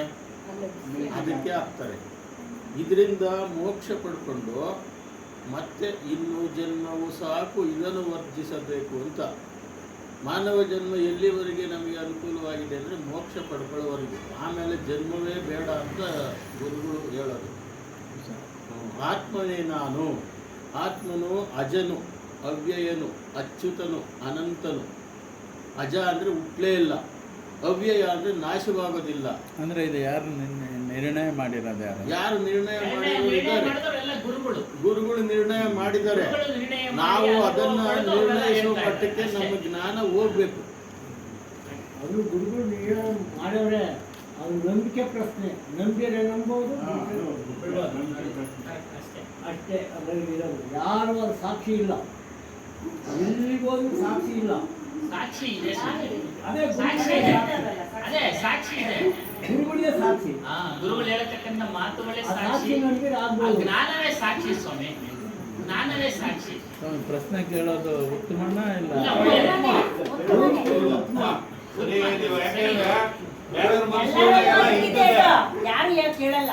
ಮನಸ್ಸಿನಾಗೂ ಇರ್ತವೆ, ನೀವು ಕೇಳೋದ್ರಿಂದ ಎಲ್ರಿಗೂ ಅನುಕೂಲ ಆಗುತ್ತೆ. ಅದಕ್ಕೆ ಮಾನವ ಜನ್ಮ ಶ್ರೇಷ್ಠ ಅನ್ನೋದು. ಮಾನವ ಜನ್ಮದಲ್ಲಿ ಎಲ್ಲವನ್ನ ತಿಳಿಯೋ ಶಕ್ತಿ ಇದೆ, ಹಾಗಾಗಿ ಮಾನವ ಜನ್ಮ ಶ್ರೇಷ್ಠ. ಅದಕ್ಕೆ ಒಂದ್ ಕಡೆ ಹೇಳ್ತಾರೆ, ಯಾರು ದೇಹವನ್ನ ಪಡೆದವರೋ, ಯಾರು ಇದುವರೆಗೂ ಸುಖವಾಗಿರೋದನ್ನ ನಾನು ನೋಡ್ಲಿಲ್ಲ. ಕಬೀರ್ ಸರ್, ತನ್ನ ಸುಖಿಯ ಕೊಯ್ ನಹಿ ದೇಖಾ ಜೋ ದೇಖಾ ದುಃಖಿಯ ಹೀ ದುಃಖಿಯ.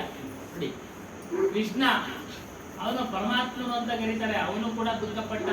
ನೋಡಿದ್ವಲ್ಲ ಕೃಷ್ಣಂದು ಸೀರಿಯಲ್, ಎಷ್ಟು ದುಃಖ ಪಡ್ತಾನೆ ಅಲ್ಲ, ಅವ್ರಿಗೂ ಶಾಪ ಕೊಡ್ತಾನೆ ಗಾಂಧಾರಿ. ಹಾಗೆ ಯಾರು ಮನುಷ್ಯ ಜನ್ಮ ಎತ್ತಿ ಪ್ರಪಂಚಕ್ಕೆ ಬಂದ್ರೋ ಅವರೆಲ್ಲರೂ ಸಹ ದುಃಖಿಗಳು. ದೇವತೆಗಳು ನಮಗೂ ನರಕ ಜನ್ಮ ಬರ್ಲಿಲ್ವೇ, ಬಂದ್ರೆ ಸಾಕು ನಾವು ಮುಕ್ತರಾಗ್ತೀವಿ ಅಂತ ಹೇಳಿ ಕೇಳ್ಕೊಳ್ತಾರಂತ ಅವರು. ಆ ತರ ಎಲ್ಲ ಪುರಾಣಗಳಲ್ಲಿ ತಿಳಿಸಿದೆ. ಹಾಗಾಗಿ ಮನುಷ್ಯ ಜನ್ಮ ಬಂದ ಮೇಲೆ ಮೋಕ್ಷದ ಮಾರ್ಗದಲ್ಲಿ ನಡಿಬೇಕು, ಮೋಹನ ಬಿಡಬೇಕು. ಎರಡನೇದು ಹೇಳ್ತಾರೆ ಅಹಂಕಾರ. ಮನುಷ್ಯ ಅಹಂಕಾರ ಬಿಡಬೇಕು. ಅದು ಆತನಿಗೆ ಶೋಭೆ ತರುವಂತದ್ದಲ್ಲ. ವಿದ್ಯಾವಂತನಿಗೆ ವಿನಯದ ಗುಣ ಇರಬೇಕು. ವಿದ್ಯಾವಂತನ ಮಾತ್ರಕ್ಕೆ ಅವನ ಅಹಂಕಾರನ ಮೆರೆದ್ರೆ ಯಾರು ಹತ್ರ ಸೇರಿಸಲ್ಲ. ಒಂದ್ಸಲಿ ನೋಡ್ತಾರೆ, 2 ಸಲ ನೋಡ್ತಾರೆ, ದೂರ ಇಡ್ತಾರೆ. ಹಾಗಾಗಿ ಯಾರು ಮಾರ್ಗದಲ್ಲಿ, ಜ್ಞಾನ ಮಾರ್ಗದಲ್ಲಿ ಹೋಗ್ತಾರೋ ಅವರು ಅಹಂಕಾರ ಬಿಡಬೇಕು. ಯಾವುದು? ವಿದ್ಯಾ ಅಹಂಕಾರ ಇದೆ, ಧನದ ಅಹಂಕಾರ ಇದೆ, ಜಾತಿ ಸಮುದಾಯದ ಅಹಂಕಾರ ಇದೆ, ಅಧಿಕಾರ ಪದವಿಯ ಅಹಂಕಾರ, ಅಷ್ಟಮದಗಳು ಅಂತ ಹೇಳ್ತಾರೆ. ಶ್ರೀಮದ, ಯೌವನಮದ, ಧನಮದ, ರೂಪಮದ, ಪುತ್ರಮದ, ಐಶ್ವರ್ಯಮದ, ವಿದ್ಯಾಮದ, ಈ ಅಷ್ಟಮದಗಳು ಇವೆಲ್ಲ ಅಹಂಕಾರಕ್ಕೆ ಸಂಬಂಧಪಟ್ಟವು. ಇವುಗಳನ್ನ ಬಿಡಬೇಕು. ಇವುಗಳನ್ನ ಬಿಟ್ರೆ ಮನುಷ್ಯ ಒಂದು ಹೆಜ್ಜೆ ಇನ್ನೊಂದು ಹೆಜ್ಜೆ ಮುಂದಕ್ಕೆ ಹೋಗ್ತಾನೆ, ಒಂದೊಂದೇ ಹೆಜ್ಜೆ. ಹಾಗಾಗಿ ಇವುಗಳನ್ನೆಲ್ಲ ಬಿಡಬೇಕು. ಮತ್ತು ಸಹನಾಶೀಲತೆ ಇರಬೇಕು ಮನುಷ್ಯನಿಗೆ. ಸಹನಾಶೀಲತೆ, ಭೂತ್ ಪ್ಯಾಸ್. ಕೆಲವು ಟೈಮ್ನಲ್ಲಿ ಊಟ ಸಿಗೋದಿಲ್ಲ, ಕೆಲವು ಟೈಮ್ನಲ್ಲಿ ನೀರು ಸಿಗೋದಿಲ್ಲ. ಆಗ ಮನಸ್ಸು ತಳಮಳಗೊಳ್ಳುತ್ತೆ. ತಳಮಳಗೊಂಡು ಸಿಗದವ್ರ ಮೇಲೆಲ್ಲ ಕೋಪ ವ್ಯಕ್ತಪಡಿಸೋ ಅಷ್ಟು ಒಂದು ಸನ್ನಿವೇಶ ಉತ್ಪತ್ತಿ ಆಗುತ್ತೆ. ಅದನ್ನೆಲ್ಲ ತಡೀತಕ್ಕಂಥ ಒಂದು ಸಹನಾಶೀಲತೆ ಇರಬೇಕು. ಸುಖ ದುಃಖಗಳಲ್ಲಿ ಸಹನಾಶೀಲತೆ, ಸುಖ ದುಃಖಗಳಲ್ಲಿ ಸಹನಾಶೀಲತೆ, ಮಾನ ಅಪಮಾನಗಳಲ್ಲಿ ಸಹನಾಶೀಲತೆ. ಇವತ್ತು ಕುರ್ಚಿ ಮೇಲೆ ಕುಂಡಿಸಿ ಯಾರು ಹಾಕಿ ಸನ್ಮಾನ ಮಾಡಿದ್ರು, ಅದೇ ಆಗಿದ್ದು. ಅವ್ರು ಸನ್ಮಾನ ಮಾಡಿದ್ರು, ಇವತ್ತೆಲ್ಲ ಅಪಮಾನ ಮಾಡ್ತಾವ್ರೆ. ಅದೇನೋ ಗೊತ್ತಿಲ್ಲ ಅಲ್ವಾ? ಮಾನಾಪಮಾನಗಳು ಮನುಷ್ಯನಿಗೆ ಸಹಜ, ಯಾರನ್ನಾಗಿರ್ಲಿ. ಅವರ ಪ್ರಾರಬ್ಧ ಕರ್ಮಕ್ಕೆ ಅನುಗುಣವಾಗಿ ಗುರುಗಳಿಗೂ ತಪ್ಪಿದ್ದಲ್ಲ, ಯಾರಿಗೂ ತಪ್ಪಿದ್ದಲ್ಲ ಪ್ರಾರಬ್ಧ ಕರ್ಮ. ಹಾಗಾಗಿ ಅವುಗಳನ್ನು ಸಹನಶೀಲತೆಯಿಂದ ಎದುರಿಸ್ಬೇಕು. ಆಗ ಅವನು ಇನ್ನೂ ಒಂದೇ ಹೆಜ್ಜೆ ಮುಂದೆ ಹೋಗ್ತಾನೆ. ಮತ್ತೆ ನಮಗೆ ಕೆಲವು ಕಡೆ ವಸತಿ ಸಿಗೋದಿಲ್ಲ. ನೋಡಿ, ನಾವೆಲ್ಲ ಅವ್ರ ಹಿಂದೆ ಹೋಗ್ತೀವಲ್ಲ, ಕೆಲವು ಕಡೆ ತುಂಬಾ ಕಷ್ಟಕರವಾದ ಸ್ಥಳದ ಅವಕಾಶ ಸಿಕ್ಬಿಡುತ್ತೆ. ಅದರಲ್ಲಿ ಅವರು ಅನುಸರಣೆಯಿಂದ ಇರಬೇಕು. ನಮ್ಗೆ ಅದೇ ಬೇಕು, ಇದೇ ಬೇಕು, ನಾನು ಆ ಪದವಿನಲ್ಲಿದ್ದೀನಿ, ಈ ಪದವಿನಲ್ಲಿದ್ದೀನಿ ಅಲ್ಲ. ನಾನು ಆ ಪದವಿನಲ್ಲಿದ್ದೀನಿ, ಈ ಪದವಿ ಅಲ್ಲ ಮುಖ್ಯ. ಸಹನಾಶೀಲತೆ. ಆ ಸಮೀಕ್ಷೆಯಲ್ಲಿ ಏನು ಸಿಗುತ್ತೋ ಮುಮುಕ್ಷುಗೆ, ಸಾಧುವನ ಮಾರ್ಗದಲ್ಲಿ, ಜ್ಞಾನ ಮಾರ್ಗದಲ್ಲಿ ನಡೆಯೋರಿಗೆ ಅದನ್ನ ಸ್ವೀಕರಿಸಿ ಸಹನಶೀಲತೆಯಿಂದ ಇರಬೇಕು. ಆಜ್ಞಾಕಾರಿ ಹೋನ. ನೋಡಿ, ಬೇರೆಯವರಿಗೆ ಆಜ್ಞೆ ಮಾಡ್ತೀವಿ, ಆ ಕೆಲಸ ಮಾಡಿ, ಈ ಕೆಲಸ ಮಾಡಿ ಅಂತ. ಮುಮುಕ್ಷು ಯಾವುದೇ ಆದೇಶ ಮಾಡತಕ್ಕಂಥದ್ದಲ್ಲ. ಯಾರು ಇಲ್ಲದೆ ಇದ್ರೆ ಇವನೇ ಮಾಡಬೇಕು. ಟಾಯ್ಲೆಟ್ ಕ್ಲೀನ್ ಮಾಡೋದನ್ನು ಸಹ ಮಾಡಬೇಕು. ನಾನು ಯಾಕೆ ಮಾಡಲಿ ಇದು ಅಂತಿಲ್ಲ, ಬೇರೆಯವ್ರ ಕೈನಲ್ಲಿ ಮಾಡಿಸ್ಬೇಕು ಅಂತೇನಿಲ್ಲ. ಸಮಯ ಬಂದ್ರೆ ಅವ್ರು ಇವಾಗೆಲ್ಲ ನಡೀತಾ ಇದೆ, ಎಲ್ಲ ಅಟ್ಯಾಚ್ ಬಾತ್ರೂಮ್ ಎಲ್ಲ ಅವರವರೇ ಮಾಡ್ತಿರ್ತಾರೆ, ಅಟ್ಯಾಚ್ ಬಾತ್ರೂಮ್. ಹಾಗಾಗಿ ಅವರವರೇ ಮಾಡ್ಕೊಳ್ತಾರೆ. ಮೊದಲೆಲ್ಲ ಇನ್ನೊಬ್ರು ಕಾಯೋರು ಗಟ್ಟಿಗಳು ಇದ್ದಾಗ ಅಲ್ವ ಸ್ವಾಮಿ? ಇದು ಒಳ್ಳೆ ಬಾಳಿಕೆ ಬರುವಂಥದ್ದೇ ಸ್ವಾಮಿ. ಹೇಳ್ತಾರೆ ಆ ಥರ ಇದ್ರೆ ಅದು ಮುಂದೆ ನಡೀತಾ ಇರ್ತದೆ. ಹೀಗೆ ಅವಶ್ಯಕತೆ ಬಿದ್ದರೆ ಎಲ್ಲ ತನ್ನ ಸೇವೆಗಳನ್ನ, ಆಶ್ರಮದ ಸೇವೆನ ಅಗತ್ಯವಾಗಿ ಮಾಡ್ಕೊಳ್ಬೇಕು. ತನ್ನ ಸೇವೆನ ತಾನೇ ಮಾಡ್ಕೊಳ್ಬೇಕು. ಬೇರೆಯವರ ಮೇಲೆ ಅವಲಂಬಿಸಬಾರ್ದು. ಮತ್ತು ದೋಷ ಹುಡುಕ್ತೀವಿ ನಾವು ಪ್ರತಿಯೊಬ್ಬರಲ್ಲಿ ದೋಷ ಹುಡುಕ್ತೀವಿ. ಅದಕ್ಕೆ ಹೇಳ್ತಾರೆ ಕಬೀರ್ ಸಾಹೇಬರು, ಕೆಡುಕರನ್ನ ಹುಡುಕುತ್ತಾ ಹೊರಟೆ, ಕೆಡಕರು ಯಾರು ನನಗೆ ಸಿಗಲಿಲ್ಲ. ಕೆಟ್ಟವರು ಅಂತೇಳಿ ಹುಡುಕೊಂಡೋದಂತೆ, ಯಾರು ಸಿಕ್ಕಿಲ್ಲಂತೆ. ನನ್ನ ಮನವ ನಾನೇ ಶೋಧಿಸಿ ನೋಡೆ, ನನಗಿಂತ ಕೆಡುಕರು ಯಾರೂ ದೊರೆಯಲಿಲ್ಲ. ನನ್ನ ಮನಸ್ಸನ್ನ ನಾನೇ ಶೋಧಿಸಿ ನೋಡಿದೆ. ಬೇರೆಯವರು ಕೆಟ್ಟವರು ಅಂತ ಹುಡುಕ್ತಾ ಇದ್ದೀನಿ. ಆ ಹುಡುಕ್ತಾ ಇರೋದೇ ದೊಡ್ಡ ಕೆಟ್ಟದು ಅಲ್ವಾ?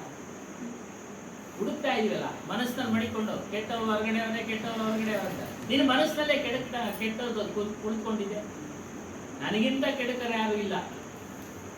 ಆ ರೀತಿ ದೋಷನ ಹುಡುಕಕ್ಕೆ ಹೋಗ್ಬೇಡಿ. जो साधक दूसरे के दोषों को देखता रहेगा वह कभी आध्यात्मिक उन्नति की नहीं कर सकता.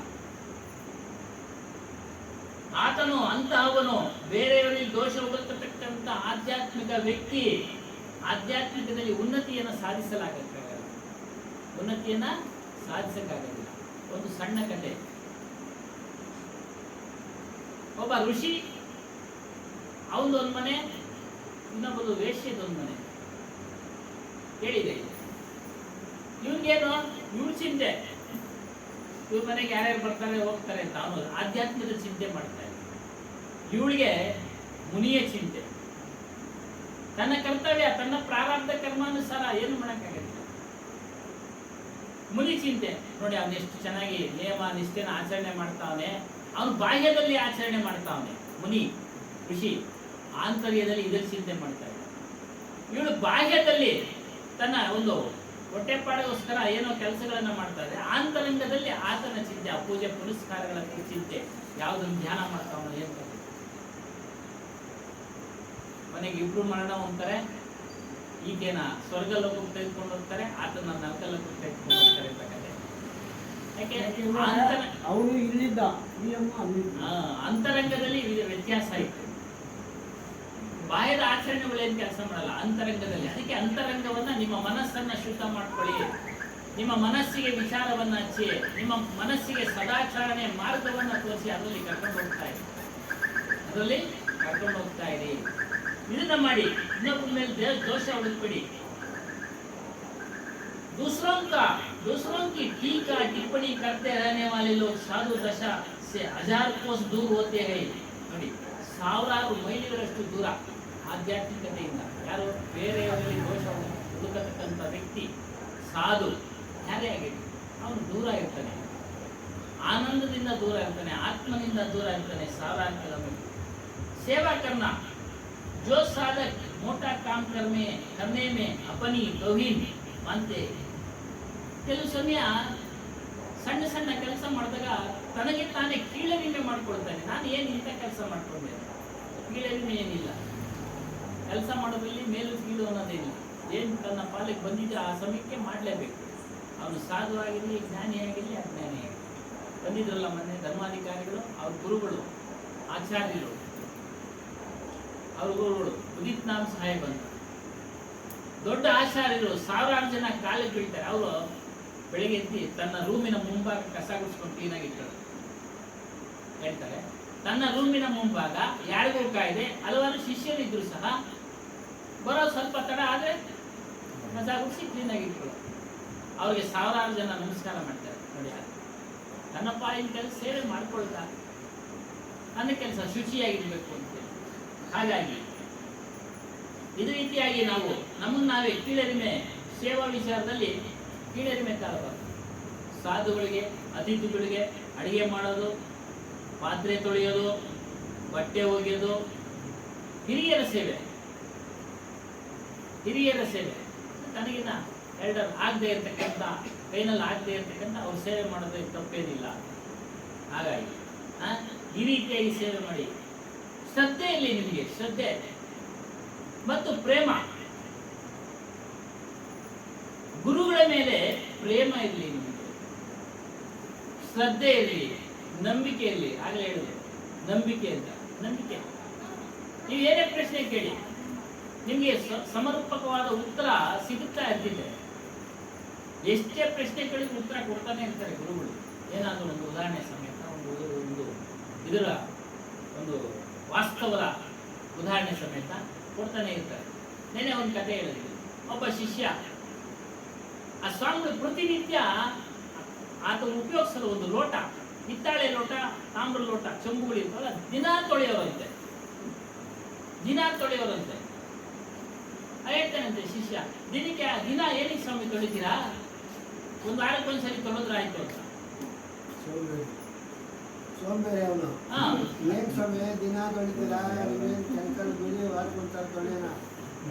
ಅವ್ರ ಗುರು ಶಿಷ್ಯರಿಗೆ ಗೌರವ ಕೊಡ್ತಾರೆ. ಆಯ್ತಪ್ಪ, ಹಂಗೆ ಮಾಡ್ತಾ ಅವ್ನು ತೊಂಡೆ ಕಂಪ್ನಿ ಎಲ್ಲಿ ಇರ್ತದೆ. ಒಂದು ವಾರ ಆಗೋಷ್ಟೊತ್ತಿಗೆ ಅದು ಕರ್ರಗಾಗಿತ್ತು, ಹಿತ್ತಾಳೆ ತಾಮ್ರ ಎಲ್ಲರೂ ನೋಡಿದ್ರ. ಆವಾಗ ಒಂದು ವಾರ ತೊಳೆದ್ರಂತೆ, ಅದು ಬೆಳಗಾಗಲೇ ಇಲ್ಲ. ನಮಗೆ ಇದು ಕುತ್ಕೊಂಡಿದೆ ಇಲ್ಬೋ. ಅದಕ್ಕೆ ಅವ್ರು ಹೇಳಿದ್ರಪ್ಪ, ನೀವು ಹೇಳಿದಲ್ಲ ಒಂದು ವಾರದಿಂದ ಹೋದ ಏನು ಮಾಡೋದು ಅಂತ ಎಲ್ಲ ಬಿಡಿಸಿದ್ರು. ಅದಕ್ಕೆ ಪ್ರತಿನಿತ್ಯ ಶುದ್ಧ ಮಾಡಬೇಕು. ಶುದ್ಧ ಮಾಡದೇ ಇದ್ರೆ ಒಳ್ಳೆ ಕೂತ್ಕೊಂಡ್ಬಿಡುತ್ತೆ. ನಾವು ಮ್ಯಾಲೆ ಶುದ್ಧ ಮಾಡ್ತಾಯಿದ್ವಿ ಅಷ್ಟೇ, ಸ್ನಾನ ಮಾಡ್ತಾಯಿದ್ವಿ, ಸ್ವಲ್ಪ ಕೊಡ್ತಾಯಿದ್ವಿ ಅಷ್ಟೇ. ಒಳ್ಳೆ ಶುದ್ಧ ಆಗುತ್ತೆ. ಅದು ಗುರು ಶಿಷ್ಯನಿಗೆ ಹೇಳ್ತಾರಲ್ಲಪ್ಪ, ಈ ಲೋಟದೊಳಗೆ ಹೇಳಿದ್ರು ದಿವಸ ನಾವು ಸತ್ಸಂಗ ಮಾಡಬೇಕು, ಗುರು ಧ್ಯಾನ ಮಾಡಬೇಕು. ಆಗ ಶುದ್ಧ ಸಂಸ್ಕಾರಗಳು ಶುದ್ಧ ಆಗ್ತದೆ. ತಿಂಗಳಿಗೊಂದು ಸಾರಿ ಸತ್ಸಂಗಕ್ಕೆ ಹೋಗಿದ್ರೆ ಏನು ದಿನ ಕೇಳ್ಬೋದು ಅಂತಂದರೆ ಇದು ಉದಾಹರಣೆ. ತಿಂಗಳಿಗೊಂದು ಸಾರಿ ಕೇಳಿದ್ರೆ ಆ ತಿಂಗಳು ಪೂರ್ತಿ ಎಲ್ಲ ಬ್ಲ್ಯಾಕ್ ಆಗೋಗ್ಬಿಡುತ್ತೆ. ಈ ರೀತಿಯಾಗಿ ಪ್ರತಿನಿತ್ಯ ನಿಮ್ಮ ಮನಸ್ಸನ್ನ ನಿರ್ಮಲಗೊಳಿಸ್ಕೊಳ್ಬೇಕು. ಅದ್ರಲ್ಲಿ ಕುಳಿತುಕೊಳ್ತಾ ಇರುತ್ತೆ. ದೇಹದ ಮೇಲೆ ಯಾವ ರೀತಿ ಧೂಳು ಕುತ್ಕೊಂಡು ಕೊಳೆ ತುಂಬಿಕೊಳ್ಳುತ್ತೋ, ಪ್ರತಿನಿತ್ಯ ನಿಮ್ಮ ಮನಸ್ಸಲ್ಲಿ ಗಂಟೆ ಗಂಟೆಗೂ ಕೊಳೆಗಳು ತುಂಬಿಕೊಳ್ಳುತ್ತೆ. ದುಷ್ಟ ವಿಚಾರಗಳು, ವಾಸನೆಗಳು, ಆಸಕ್ತಿಗಳು, ದೃಶ್ಯಗಳು ನೋಡಿದಾಗೆಲ್ಲ ನಿಮ್ಮ ಮನಸ್ಸು ವಿಕಾರಗೊಳ್ಳುತ್ತೆ. ದೃಶ್ಯಗಳನ್ನ ನೋಡಿದಾಗೆಲ್ಲ, ವಿಚಾರಗಳನ್ನ ಕಿವಿಯಿಂದ ಕೇಳಿದಾಗೆಲ್ಲ ನಿಮ್ಮ ಮನಸ್ಸು ವಿಕಾರಗೊಳ್ಳುತ್ತೆ. ಹಾಗಾಗಿ ಅವಾಗ ಅದಕ್ಕೆ ಸತ್ಸಂಗ ಕೊಡಬೇಕು. ಅದರಿಂದನೇ ಸತ್ಸಂಗ ಕೇಳಿ. ಆಗ ನಿಮಗೆ ಮನಸ್ಸು ಶುದ್ಧವಾಗುತ್ತೆ. ಇಲ್ಲ ಅಂದ್ರೆ ಶುದ್ಧ ಆಗೋದಿಲ್ಲ. जिसको गुरु में सच्ची निष्ठा होगी उसको संत में भी सच्ची निष्ठा होगी. ನೋಡಿ, ಗುರುಗಳಲ್ಲಿ ಯಾವ ರೀತಿ ನಿಷ್ಠೆಯಿಂದ ನಡ್ಕೊಳ್ತಿರೋ, ಸೇವೆ ಮಾಡ್ತಿರೋ ಸಂತರು ಬಂದಾಗ ಅವ್ರಿಗೂ ಸಹ ಒಂದು ನಿಷ್ಠೆ, ಪ್ರೇಮ, ಶ್ರದ್ಧೆಯಿಂದ ಎಲ್ಡರ್ಸ್ ಕೊಡ್ತಾರೆ. ವಯಸ್ಸಾದವರು ಸಂತರು, ಅವರಿಗೆ ಸೇವೆ. ಹಾಗಾಗಿ ನೀವು ಶ್ರದ್ಧೆಯಿಂದ ಸೇವೆ ಮಾಡಿ. ಸ್ವಾಧ್ಯಾಯೀಕರಣ ಅಂದ್ರೆ ಓದೋದು, ಸ್ವಾಧ್ಯಾಯೀಕರಣ ಅಂದ್ರೆ ಓದೋದು. ಸ್ವಂತ ಓದು ಬರತಕ್ಕಂಥವ್ರು ಈ ಆತ್ಮಜ್ಞಾನಕ್ಕೆ ಸಂಬಂಧಪಟ್ಟಂತ ವಿಚಾರ, ಮನಸ್ಸಿಗೆ ನೀತಿ ವಿಷಯಗಳನ್ನ ತಿಳಿಸಿರ್ತಕ್ಕಂಥ ವಿಚಾರಗಳನ್ನ ಓದ್ತಾ ಇರಬೇಕು. ರೋಚಕವಾದಂತ, ದುಃಖ ಕೊಡತಕ್ಕಂಥ ಪುಸ್ತಕಗಳನ್ನು ಓದ್ಬೇಕು. ಅದು ವಯಸ್ಸಾಗೋಯ್ತು, ಓದಿದ್ದು ಎಲ್ಲ ಓದ್ಬಿಟ್ಟಿರ್ತೀವಿ. ಈಗ ನಮ್ಗೆ ಏನ್ ಬೇಕು? ನಮ್ಮ ಮನಸ್ಸಿಗೆ ಶಾಂತಿ, ನೆಮ್ಮದಿ ಕೊಡತಕ್ಕಂಥ ವಿಚಾರಗಳನ್ನ ಬರೋರು ಓದಿ, ಇಲ್ಲೇ ಇರೋರು ಇಲ್ಲಿ ಹೇಳ್ತಕ್ಕಂಥ ವಿಚಾರಗಳನ್ನ ಕೇಳೋದು, ಮನನ ಮಾಡೋದು. ಈಗಂತೂ ಯೂಟ್ಯೂಬ್ ನಲ್ಲಿ ಸಾಕಷ್ಟು ವಿಚಾರಗಳು ಬರುತ್ತೆ. ಶಂಕರಾಚಾರ್ಯರು ಬರುತ್ತೆ, ಕಬೀರರು ಬರುತ್ತೆ. ಯಾರು ಬೇಕು ನಿಮ್ಗೆ?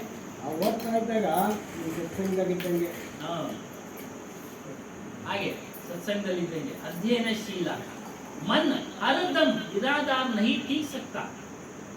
ಈ ಮನಸ್ಸು ಯಾವಾಗಲೂ ಆಧಾರ ಇಲ್ಲದ ಹಾಗೆ ಇರೋ ಹಾಗೆ ನೋಡ್ಕೊಳ್ಳಿ. ಯಾವ್ದನ್ನ ಆಧಾರ ಕೊಟ್ಟಿರ್ಬೇಕು ಮನಸ್ಸಿಗೆ. ಒಂದು ಸತ್ಸಂಗದ ವಿಚಾರನೋ, ಒಂದೊಂದು ನೀತಿ ವಿಚಾರನೋ, ಒಂದು ಜ್ಞಾನಕ್ಕೆ ಸಂಬಂಧಪಟ್ಟ ಕಥೆನೋ, ಯಾವ್ದಾದ್ರೂ ಮನಸ್ಸಿಗೆ ತುಂಬಿಕೊಳ್ತಾ ಇರ್ಬೇಕು. ಹಂಗಾರೆ ಕೆಲಸನೇ ಬಿಟ್ಬಿಡಿ ಅಂತ ಹೇಳ್ತಾರ? ಕೆಲಸನೂ ಮಾಡಿ. ಕೆಲಸ ಇಲ್ಲದೆ ಇರೋವಾಗ ಆ ಮನಸ್ಸು ಎಲ್ಲೆಲ್ಲ ಹೋಗ್ಬಿಡುತ್ತೆ. ಫಿಲಮ್ ನೋಡ್ಬೇಕು, ನೋಡಿ, ಒಳ್ಳೆ ಫಿಲಮ್ ನೋಡಿ, ನಿಮ್ಮ ಜ್ಞಾನ ಕೊಡತಕ್ಕಂಥ ಫಿಲಮ್ ನೋಡಿ. ಈಗಂತೂ ಹಲವಾರು ಕ್ರೈಮ್ಸ್ಗಳು ನಮ್ಗೆ ಗೊತ್ತಿಲ್ಲದಂಗೆ ಅಪರಾಧಗಳು ನಡೀತಾ ಇದ್ದಾವೆ. ಅದ್ರ ಬಗ್ಗೆ ತಿಳ್ಕೊಳ್ಳಿ. ಸೈಬರ್ ಕ್ರೈಮ್ ಅಂತ ಮಾಡ್ತಾರೆ. ಏನು, ಆನ್ಲೈನ್ ನಲ್ಲಿ ದುಡ್ಡು ಕಳ್ತನ ಮಾಡೋದು ಹೇಗೆ, ಅದ್ರ ಬಗ್ಗೆ ಎಲ್ಲ ಎಚ್ಚರಿಕೆ ಕೊಡ್ತಾರೆ. ಪಿಕ್ಚರ್ ಮೂಲಕ ತೋರಿಸ್ತಾ ಇರ್ತಾರೆ. ಅಂಥವನ್ನ ನೋಡಿ ತಿಳ್ಕೊಳ್ಳಿ, ಒಳ್ಳೇದನ್ನ ನೋಡಿ ತಿಳ್ಕೊಳ್ಳಿ. ಕೇಳಬಾರ್ದು ಅಂತೇನಿಲ್ಲ. ನಿಮ್ಮ ಮನಸ್ಸು ವಿಕಾರಗೊಳ್ಳದೆ ಇದ್ರೆ ಸಾಕು ಅಷ್ಟೇ. ನಿಮ್ಮ ಮನಸ್ಸು ವಿಕಾರಗೊಳ್ಳದೆ ಇದ್ರೆ ಸಾಕು. ಬಸ್ನಲ್ಲಿ ಹೋಗ್ತಾ ಇರ್ತೀವಿ, ಯಾವ್ದೋ ಒಂದು ಹಾಡು ಹಾಕಿರ್ತಾರೆ, ಯುವಕರು ಕೇಳುವಂತ ಹಾಡು ಹಾಕಿರ್ತಾರೆ, ಕಿವಿಗೆ ಬಿದ್ದೋಗ್ಬಿಡುತ್ತೆ. ಅವಾಗ ಏನ್ ಮಾಡ್ಬೇಕು? ಆ ಮನಸ್ಸಿಗೆ ಅದನ್ನು ತೆಗೆದುಕೊಳ್ಳಬಾರ್ದು. 2 ಕಿವಿ ಕೊಟ್ಟರು, ಇಲ್ಲಿ ಕೇಳೋದು, ಇಲ್ಲಿ ಬಿಟ್ಬಿಡೋದು. ಇಲ್ಲಿ ಕೇಳೋದು, ಇಲ್ಲಿ ಬಿಡೋದು. ಆದ್ರೆ ಜ್ಞಾನದ ಕಥೆಗಳನ್ನ, ವಿಚಾರಗಳನ್ನ ನೀವು ಮನಸ್ಸಿಗೆ ತುಂಬಿಕೊಂಡು ಅದನ್ನು ಪಾಲನೆ ಮಾಡೋದು. ಈ ರೀತಿ ಪ್ರತಿ ಕ್ಷಣ ಕೂಡ ನಿಮ್ಮ ಮನಸ್ಸು ಚೇಂಜ್ ಆಗಿಬಿಡುತ್ತೆ, ವಿಕಾರಗೊಳ್ಳುತ್ತೆ. ಅದನ್ನ ಎಚ್ಚರಿಕೆಯಿಂದ ಗಮನಿಸಿ ಉಸೆ ಕುಚ್ ಅವಲಂಬ ದೇನಾ ಚಾಹಿಯೆ. ಅದಕ್ಕೇನಾದ್ರೂ ಕೊಡ್ತಾ ಇರ್ಬೇಕು ಮನಸ್ಸಿಗೆ. ಕೆಲಸವಿಲ್ಲದ ಮನಸ್ಸು, ಕೆಲಸವಿಲ್ಲದವನ ಮನಸ್ಸು ದೆವ್ವದ ಆಲಯವಿದ್ದಂತೆ ಅಂತ ಇಂಗ್ಲಿಷ್ ನೋಡ್ಬೋದು. ಅದು ಕನ್ನಡಕ್ಕೆ ಭಾಷಾಂತರ ಮಾಡಿದೆ. ಕೆಲಸವಿಲ್ಲದವನ ಮನಸ್ಸು ದೆವ್ವದ ಆಲಯವಿದ್ದಂತೆ. ದೆವ್ವದ ಆಲಯದಲ್ಲಿ ಸುಖ ಇದೆಯಾ? ನೆಮ್ಮದಿ ಇರುತ್ತಾ? ಇಲ್ಲ. ದೇವರ ಆಲಯದಲ್ಲಿ ಸುಖ ಇದೆ, ನೆಮ್ಮದಿ ಇದೆ, ಶಾಂತಿ ಇದೆ, ಆನಂದ ಇದೆ. ಹಾಗಾಗಿ ಆ ಮನಸ್ಸನ್ನು ದೇವರ ಆಲಯ ಮಾಡಿಕೊಳ್ಳಬೇಕು. ಮತ್ತೆ ಸಾಧಕನು ಸಾಧನೆ ಮಾಡಬೇಕಾದ್ರೆ ತನ್ನ ಶಕ್ತಿ ಅನುಸಾರ ಪ್ರತಿದಿನ ಸ್ವಲ್ಪ ಹೊತ್ತು ಏಕಾಂತದಲ್ಲಿರ್ಬೇಕು. ಆ ಮನಸ್ಸು ನಿಗ್ರಹ ಮಾಡೋದಿಲ್ಲ. ಪ್ರತಿದಿನ ಕುಚ್ಚು ಸಮಯ, ಸ್ವಲ್ಪ ಸಮಯ, ಒಂದು ಅರ್ಧ ಗಂಟೆನೋ 10 ನಿಮಿಷ ಅದು ನಾವು ದಿನೇ ದಿನೇ ಹೆಚ್ಚು ಮಾಡ್ಕೊಳ್ತಾ ಹೋಗ್ತಾ ಇದ್ದೀವಿ. ರಿಟೈರ್ಡ್ ಆಗ್ತಾ ಇರ್ತೀವಿ ನಾವೆಲ್ಲ. ನಾವು ರಿಟೈರ್ಡ್ ಆಗಿಬಿಟ್ವಿ ಸರ್ಕಾರಿ ಕೆಲಸದಿಂದ. ಇನ್ನು ಬೇರೆ ಬೇರೆ ಕೆಲಸಗಳು ಮನೆಯಲ್ಲಿ ಇರ್ತವೆ, ಅದರಿಂದನೂ ರಿಟೈರ್ಡ್ ಮಾಡ್ಬಿಡ್ತಾರೆ. ಸ್ವಲ್ಪ ಹೆಚ್ಚು ಕಡಿಮೆ ತರೋದು ವ್ಯವಹಾರದಲ್ಲಿ ಸಕ್ಕರೆ ತರಕ್ಕೆ ಹೋಗಿ ಬುಕ್ ತಂದು ಕೊಟ್ರೆ ಮರಗು ರೇಟ್ ಜಾಸ್ತಿ ಕೊಡೋದು ಬಂದ್ರೆ ರೇಟಿಂದು ತೆಂಗಿನಕಾಯಿ 30 ರೂಪಾಯಿ ಕೊಟ್ಟಿದ್ದೀರಾ? ಅದು ಕೆಟ್ಟೋಗಿರೋ ತಂದಿದ್ದೀರಾ, 30 ರೂಪಾಯಿ ಕೊಟ್ರ. ಇನ್ಮೇಲೆ ನೀವೇನು ಹೋಗ್ಬೇಡಿ, ಮನೆಗಿರಿ ಸಾಕು, ಮನೆ ನೋಡ್ಕೊಳ್ಳಿ, ಮುಗಿದೋಯ್ತು. ಅದೇನಮ್ಮ, ಮನೆಗಿರಿ, ಮನೆ ನೋಡ್ಕೊಳ್ಳಿ, ಆಗೋದು ನೋಡಿ. ಆವಾಗ ಆ ಸಮಯದಲ್ಲಿ ನಿಮ್ಗೆ ಇವೆಲ್ಲ ಕೆಲಸಕ್ಕೆ ಬರ್ತವೆ ಈ ವಿಚಾರಗಳು. ಈಗಲೇ ಅಭ್ಯಾಸ ಮಾಡ್ಕೊಂಡ್ರೆ ಹೇಳೋದು ಸರಿರಪ್ಪ, ನಮ್ಗೆ ಒಳ್ಳೇದೇ ಆಯ್ತು ಅಂದ್ಕೊಂಡು ನಮಗೂ ಅದೇ ಬೇಕಾಗಿದ್ದು ಅಂದ್ಕೊಂಡು ಆರಾಮಾಗಿ ಆತ್ಮಜ್ಞಾನದ ಚಿಂತನೆಯಲ್ಲಿ ಅದನ್ನ ಪ್ರತಿನಿತ್ಯ ಅಭ್ಯಾಸ ಮಾಡಿ. ಇನ್ನೊಂದು ಕಾರಣ ಏನು ಅಂತಂದ್ರೆ, ಏಕಾಂತದಲ್ಲಿ ಏನಕ್ಕೆ ಇರಕ್ಕೆ ಹೇಳ್ತಾರೆ ಅಂತಂದ್ರೆ, ನಮ್ಮ ಒಡನಾಡಿಗಳು ಬಿಟ್ಟೋಗ್ಬಿಡ್ತಾರೆ ನಮ್ಮನ್ನ. ನಾವು ಜಾಸ್ತಿ ಅವರಲ್ಲಿ ಮೋಹ ಇಟ್ಕೊಂಡಿದ್ರೆ, ಪ್ರೇಮ ಇಟ್ಕೊಂಡಿದ್ರೆ ಅವಾಗ ದುಃಖ ಆಗುತ್ತೆ. ಆ ಸಮಯದಲ್ಲಿ ದುಃಖ ಆಗುತ್ತೆ. ಪರಿವಾರದ ಮೇಲೆ, ಹೆಂಡತಿ, ಮಕ್ಕಳು, ಗಂಡ, ಇವ್ರ ಮೇಲೆಲ್ಲ ಅತಿಯಾದ ಮೋಹ ಇಟ್ಕೊಂಡಾಗ ಬಿಟ್ಟು ಹೋಗ್ಬಿಡ್ತಾರೆ. ಇಲ್ಲ ನಾವು ಬಿಟ್ಟು ಹೋಗ್ತೀವಿ, ಇಲ್ಲ ಅವ್ರು ಬಿಟ್ಟು ಹೋಗ್ತಾರೆ. ಹೇಳೋದಿಕ್ಕಾಗೋದಿಲ್ಲ. ಯಾರು ಉದ್ದೇಶಿಸಿ ಹೇಳುವಂಥದ್ದಲ್ಲ ಈ ವಿಚಾರ, ಜನರಲ್ ಸಾಮಾನ್ಯವಾಗಿ ಅಲ್ವಾ, ಇರೋದೇ ಅದು ಸತ್ಯ. ಇದು ವಾಸ್ತವ. ಹಾಗಾಗಿ ಆ ಸಮಯದಲ್ಲಿ ನಿಮಗೆ ಕೆಲಸಕ್ಕೆ ಬರುತ್ತೆ. ಏಕಾಂತದಲ್ಲಿ ನೀವು ಅಭ್ಯಾಸ ಮಾಡ್ತಾ ಇದ್ದೀರಿ. ಪರಮಾತ್ಮನ ಧ್ಯಾನ, ಆತ್ಮಜ್ಞಾನ, ಆತ್ಮಧ್ಯಾನ, ಗುರುಗಳ ಸ್ಮರಣೆ ನೀವು ಮಾಡ್ತಾ ಇದ್ರೆ ಆ ಸಮಯದಲ್ಲೂ ಕೆಲಸ ಬರುತ್ತೆ. ಅವಾಗ ದುಃಖನೇ ಆಗೋದಿಲ್ಲ. ಕೇಳಿರ್ತೀವಿ, ಇದು ಏಕೆ ಒಂದಲ್ಲ ಒಂದು ದಿನ ಬರುವಂಥದ್ದೇ ನಮಗೆ. ಈ ಏಕಾಂತ ಅನ್ನೋದು ಒಂದಲ್ಲ ಒಂದು ದಿನ ಬರುವಂಥದ್ದೇ ಅಂತ ನಮಗೆ ವಿಚಾರಗಳಲ್ಲಿ ಹೇಳ್ತಾ ಇರ್ತಾರಲ್ಲ, ಅಭ್ಯಾಸ ಮಾಡಿಸಿರ್ತಾರಲ್ಲ, ಅವಾಗ ಇದು ಕೆಲಸ ಮಾಡ್ತಾರೆ. ಯಾವುದೊಂದು ದುಃಖ ಆಗೋದಿಲ್ಲ. ಅದಕ್ಕೇನೆ ಕೆಲವರು ಪೇಪರ್ನಲ್ಲಿ ನೋಡ್ತಾ ಇರ್ತೀವಿ, ಹೆಂಡತಿ ಸತ್ತೋದ್ರೆ ಗಂಡ ಏನ ಮಾಡ್ಕೊಂಡ್ರೆ, ಗಂಡ ಸತ್ತೋದ್ರೆ ಹೆಂಡತಿ ಏನಾದ್ರು ಮಾಡ್ಕೊಂಡ್ರೆ. ಯಾಕೆ? ಅತಿಯಾದ ಮೋಹ ಇಟ್ಟಿರ್ತಾರೆ. ಹೀಗಾಗಿನೇ ವಿಚಾರಗಳು ತಿಳಿದಿರಲ್ಲ. ಅದೇನು ಆತ್ಮಹತ್ಯೆ ಮಾಡ್ಕೊಳ್ಳೋದ್ರಲ್ಲಿ ವಿದ್ಯಾವಂತರೇ ಜಾಸ್ತಿ ಮಾಡ್ಕೊಳ್ತಾರೆ. ಪ್ರೊಫೆಸರು, ತಿಳಿದಿರೋರು, ಡಾಕ್ಟ್ರುಗಳು ಏನು ಓದಿರ್ತಾರಲ್ಲ, ಎಷ್ಟೊಂದು ಓದಿ ಅವ್ರು ತಿಳ್ಕೊಳ್ಬೋದು. ಅವರು ಓದಿರೋದಕ್ಕೆ ಅಲ್ವ. ಡಾಕ್ಟ್ರು ಇಲ್ಲಿ ಸುಮಾರು 6 ತಿಂಗಳು ಕೇಳ್ತಾರೆ. ಒಬ್ಬ ವೈದ್ಯ, ಆಮೇಲೆ ನಂತರ ಪ್ರೊಫೆಸರು, ಹೀಗೆ. ಯಾಕೆ? ಅವರು ಜ್ಞಾನದ ವಿಚಾರ ಗೊತ್ತಿಲ್ಲ, ಬರೀ ವ್ಯವಹಾರದ ವಿಚಾರ ತಿಳಿದ್ರು. ಅದು ಜ್ಞಾನನೇ, ವ್ಯವಹಾರದ ಜ್ಞಾನ ತಿಳಿದ್ರು. ಹೊಟ್ಟೆಪಾಡನ್ನು ಓದಿದ್ದು ತಿಳ್ಕೊಂಡ್ರು. ರೀತಿ, ನೀತಿ, ನ್ಯಾಯ ಅಂದ್ರೇನು, ಅನ್ಯಾಯ ಅಂದ್ರೇನು, ಸತ್ಯ ಅಂದ್ರೇನು, ಅಸತ್ಯ ಅಂದ್ರೇನು, ದಯೆ ಅಂದ್ರೇನು, ಕ್ಷಮೆ ಅಂದ್ರೇನು, ಯಾವ ತಿಳಿಯಿಲ್ಲ. ಭಕ್ತಿ ಅಂದ್ರೇನು ಗೊತ್ತಾಗ್ಲಿಲ್ಲ ಅವರಿಗೆ. ನಿಜವಾದ ಭಕ್ತಿ ಗೊತ್ತಾಗಿಲ್ಲ, ನಿಜವಾದ ಭಕ್ತಿಯ ವಿಚಾರ ಗೊತ್ತಾಗ್ಲಿಲ್ಲ. ಹಾಗಾಗಿ ಅವ್ರಿಗೆ ಸಣ್ಣ ಮಕ್ಕಳಿಂದನೇ ಅವ್ರಿಗೆ ಒಂದು ಸಂಸ್ಕಾರ ಕೊಟ್ಟು ಇಂಥವನ್ನೆಲ್ಲ ಸ್ವಲ್ಪ ಸ್ವಲ್ಪ ತಿಳಿಸಿ ಹೇಳಿದ್ರೆ ಸಾಕಾಗಿ ಅವ್ರಿಗೆ ಆ ಟೈಮ್ನಲ್ಲಿ ಕೆಲಸ ಮಾಡೋದು. ಯಾವತ್ತು ಶಿಕ್ಷಕರ ದಿನಾಚರಣೆ ಯಾರೋ ಹಾಕಿ ಎದೆಯಲ್ಲಿ ಬಿದ್ದ ಅಕ್ಷರ ಭೂಮಿಯಲ್ಲಿ ನೆಟ್ಟಂತ ಬೀಜ ಒಂದಲ್ಲ ಒಂದು ದಿನ ಫಲ ಕೊಡುತ್ತೆ. ಯಾವಾಗ ನೀವು ಆಧ್ಯಾತ್ಮಿಕ ಜ್ಞಾನದ ವಿಚಾರಗಳನ್ನ ನಿಮ್ಮ ಮನಸ್ಸಿನಲ್ಲಿ ತುಂಬುತ್ತಾ ಇರಿ, ಖಂಡಿತ ಒಂದಲ್ಲ ಒಂದು ದಿನ ಅದು ಫಲ ಕೊಟ್ಟೇ ಕೊಡುತ್ತೆ. ಅದ್ರ ಶಕ್ತಿನೇ ಅಷ್ಟೇ. ನೀವು ದುಷ್ಟ ಒಂದು ಕಾರ್ಯಗಳ ಚಿಂತನೆ ಅದಕ್ಕೆ ತುಂಬುತ್ತಾ ಇದ್ರೆ ಅದ್ರ ಫಲ ಕೊಡುತ್ತೆ. ನಾವು ಬೇವಿನ ಮರ ಹಾಕ್ಬಿಟ್ಟು ಮಾವಿನ ಹಣ್ಣು ಕೇಳಿದ್ರೆ ಕೊಡಲ್ಲ. ಒಮ್ಮೆ ಬೇವಿನ ಮರ ಹಾಕ್ಬಿಟ್ಟು ಬೇವಿನ ಬೀಜ ಬಿತ್ಬಿಟ್ಟು ಮಾವಿನ ಹಣ್ಣು ಕೊಡೋದಿಲ್ಲ. ನಾವು ಯಾವ ಬೀಜವನ್ನ ಬಿತ್ತುತ್ತೀವೋ ಅದ್ರ ಫಲ. ಅದಕ್ಕೇನೆ ನೀವು ಆಧ್ಯಾತ್ಮಕ್ಕೆ ಸಂಬಂಧಪಟ್ಟಂತ ವಿಚಾರಗಳನ್ನು ಆಗಾಗ ನಿಮ್ಮ ಮನಸ್ಸಿನಲ್ಲಿ ತಿಳ್ಕೊಳ್ತಾ ಇರಿ. ಅದು ಹೇಳಿದೆ, ಸ್ವಾಧ್ಯಾಯ ಮಾಡಿ, ಇಲ್ಲ ಚಿಂತನೆ ಮಾಡಿ, ಮನನ ಮಾಡಿ, ಸತ್ಸಂಗ ಮಾಡಿ. ಸತ್ಸಂಗಕ್ಕೆ ಮಾತಾ ಅಮೃತಾನಂದಮಯಿ ಅವರೊಂದು ವಿಚಾರ ಹೇಳ್ತಾರೆ. ಸತ್ಸಂಗವೆನ್ನುವ ಶಬ್ದ ಸತ್ಯೆಂದರೆ ಸತ್ಯದೊಡನೆ ಮತ್ತು ಸಂಘ ಅಂದ್ರೆ ಸೇರಿಕೆ. ಸತ್ಸಂಗದ ಅರ್ಥ ಸತ್ ಅಂದ್ರೆ ಸತ್ಯ. ಆ ಸತ್ಯನ ಯಾರು ಪಾಲನೆ ಮಾಡ್ತಾರೋ ಅಂತರ ಸಂಘ. ಯಾವುದು ಸತ್ಯ? ನಮ್ಮೆಲ್ಲರ ಸ್ವರೂಪ, ನಮ್ಮೆಲ್ಲರ ಆತ್ಮ, ಅದೇ ಸತ್ಯ. ಜಗತ್ತಿನಲ್ಲಿ ಇನ್ನೆಲ್ಲವೂ ಸಹ ಸುಳ್ಳೆ, ನಾಶ ಆಗುವಂಥದ್ದೇ, ನಮ್ಮನ್ನು ಬಿಟ್ಟು ಹೋಗುವಂಥದ್ದೇ. ಎಲ್ಲವೂ ಸಹ ಮನೆ ಕಟ್ಟಿದ್ದೀವಿ, ಮನೆಯೂ ಬಿಟ್ಟು ಹೋಗ್ತೀವಿ. ಎಷ್ಟೇ ಕೋಟಿ ಸಂಪಾದನೆ ಮಾಡಿದ್ರೆ ಅದನ್ನು ಬಿಟ್ಟು ಹೋಗ್ತೀವಿ, ಎಲ್ಲ ಬಿಟ್ಟು ಹೋಗ್ತೀವಿ. ಆದರೆ ನಿಮ್ಮ ಸ್ವರೂಪ, ನಿಮ್ಮನ್ನ ಅರಿವು ಇದೆಯಲ್ಲ, ಅದು ನಿಮ್ಮನ್ನು ಬಿಡೋದಿಲ್ಲ. ಅದು ಅರಿವು ಅಂತ ಹೇಳ್ತಾರೆ. ಆತ್ಮ ಅನ್ನೋದಕ್ಕೆ ನಾನು ಅಂತ ಕನ್ನಡ ಪದ, ಆತ್ಮ ಸಂಸ್ಕೃತ ಪದ. ನಾನು ಯಾರು ಅಂತ ತಿಳಿದೆ, ಅದು ಸತ್ಸಂಗ. ಯಾರು ಅದನ್ನ ತಿಳಿದವರು ಅಂಥವರ ಸಂಘ ಮಾಡಿ, ಅಂದ್ರೆ ಸತ್ಯದೊಡನೆ ಸಂಘವೆಂದಾಯಿತು. ಅಂಥವ್ರ ಸಂಘ ಮಾಡಿದ್ರೆ ನಿಮಗೆ ಸತ್ಯದ ಪರಿಚಯ ಮಾಡಿಸ್ತಾರೆ. ನೋಡಿ, ನಮ್ಮ ಅಂತರಾತ್ಮನೇ ಸತ್ಯ ಸ್ವರೂಪ. ಅಮೃತಾನಂದಮೇ, ನಮ್ಮ ಅಂತರಾತ್ಮ, ನಮ್ಮ ಆತ್ಮವೇ ಸತ್ಯ ಸ್ವರೂಪ. ಭಕ್ತಿ ಧ್ಯಾನದಿಂದ ಆತನನ್ನು ಸೇರುವುದೇ ಸತ್ಸಂಗ. ಶಂಕರಾಚಾರ್ಯ ಹೇಳ್ತಾರೆ, ಆತ್ಮಾನುಸಂಧಾನ ಮದಿಗಚ್ಚಿತಿ.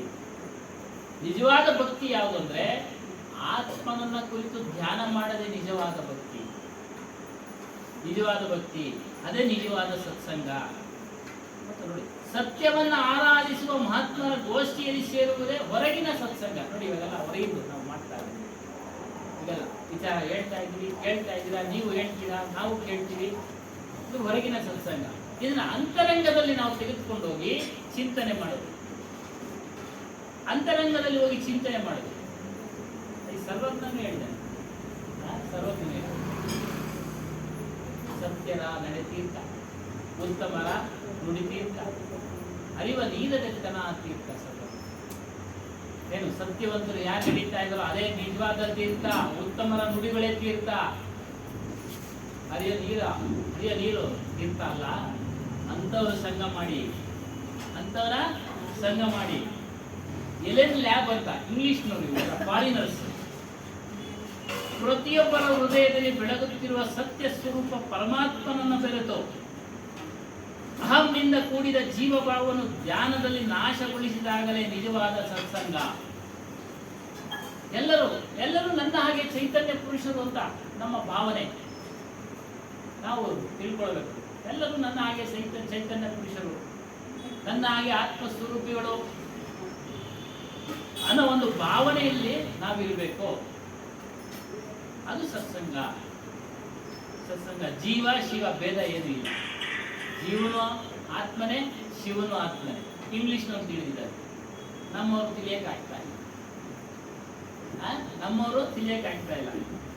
ಸತ್ಸಂಗವೆನ್ನುವುದೊಂದು ಸದಾವಕಾಶ. ಮನುಷ್ಯ ಜನ್ಮದಲ್ಲಿ ಆ ಒಂದು ಅವಕಾಶ ಸಿಗೋ ಸಮಯ ಆಗ್ಲೇ ಹೇಳೋದಲ್ಲ. ಮನುಷ್ಯ ಜನ್ಮ ಇದಕ್ಕೆ ಶ್ರೇಷ್ಠ ಅನ್ನೋದು. ತಿಳಿಯದ ಒಂದು ಶಕ್ತಿ ಇದೆ ಮನುಷ್ಯನಲ್ಲಿ. ವಿವೇಕ ಶಕ್ತಿ ಇದೆ, ಮನಸ್ಸಿದೆ, ಬುದ್ಧಿ ಇದೆ. ಆ ಮನಸ್ಸಿನಲ್ಲಿ ಸಂಕಲ್ಪ ವಿಕಲ್ಪಗಳು ಆಗ್ತವೆ, ಸಂಶಯಗಳು ಹೇಳ್ತವೆ ಅಲ್ವಾ? ಹಾಗಾಗಿ ಅದಕ್ಕೆ ಇಲ್ಲಿ ಒಂದು ಸುವರ್ಣ ಅವಕಾಶ. ಅದಕ್ಕೆ ಹೇಳಿದ್ರು, ಕರಿಯೇ ನೀನು ಸತ್ಸಂಗೋ ಬಾದಾಸಿ ಕಲಂತಾಯ್ ಐಸಾ ಅವಸರ ನಾಮಿಲೆ ಬಹುರೀನಂತಂಪ ಕಬೀರ್ ಸಾಹೇಬ್. ಮನುಷ್ಯ ಜನ್ಮ ಶ್ರೇಷ್ಠನಪ್ಪ.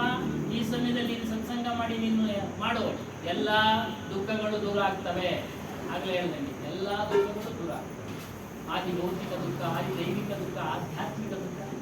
ಆದಿ ಭೌತಿಕ ಬೇರೆ ದೇಹಗಳಿಂದ ಆಗತಕ್ಕಂಥ ದುಃಖಗಳು, ಬೇರೆಯವ್ರ ಕಡೆಯಿಂದ ಆಗತಕ್ಕಂಥ ದುಃಖ.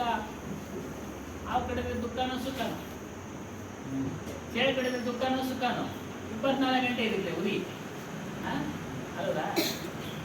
ಉರಿ ನಾವು ಏನು ಯಾವಾಗ ಅದನ್ನ ಮುಟ್ಟು ಇಲ್ಲ ಅಂತ ತರಿಸ್ಕೊಂಡು ಹೋಗಿಲ್ಲ. ಒಂದ್ಸರಿ ಮುಟ್ಟಕ್ಕೆ ಹೋಗಿ ನಮ್ಮ ತಾಯಿ ಪಕ್ಕದಲ್ಲಿ ಗುರು ಇದ್ದಂಗಿದ್ರು, ಪಟ್ಟಂತ ಮೇಲೆ ಕೇಳ್ಕಣೋ ಅಂತ ನೋಡಿ.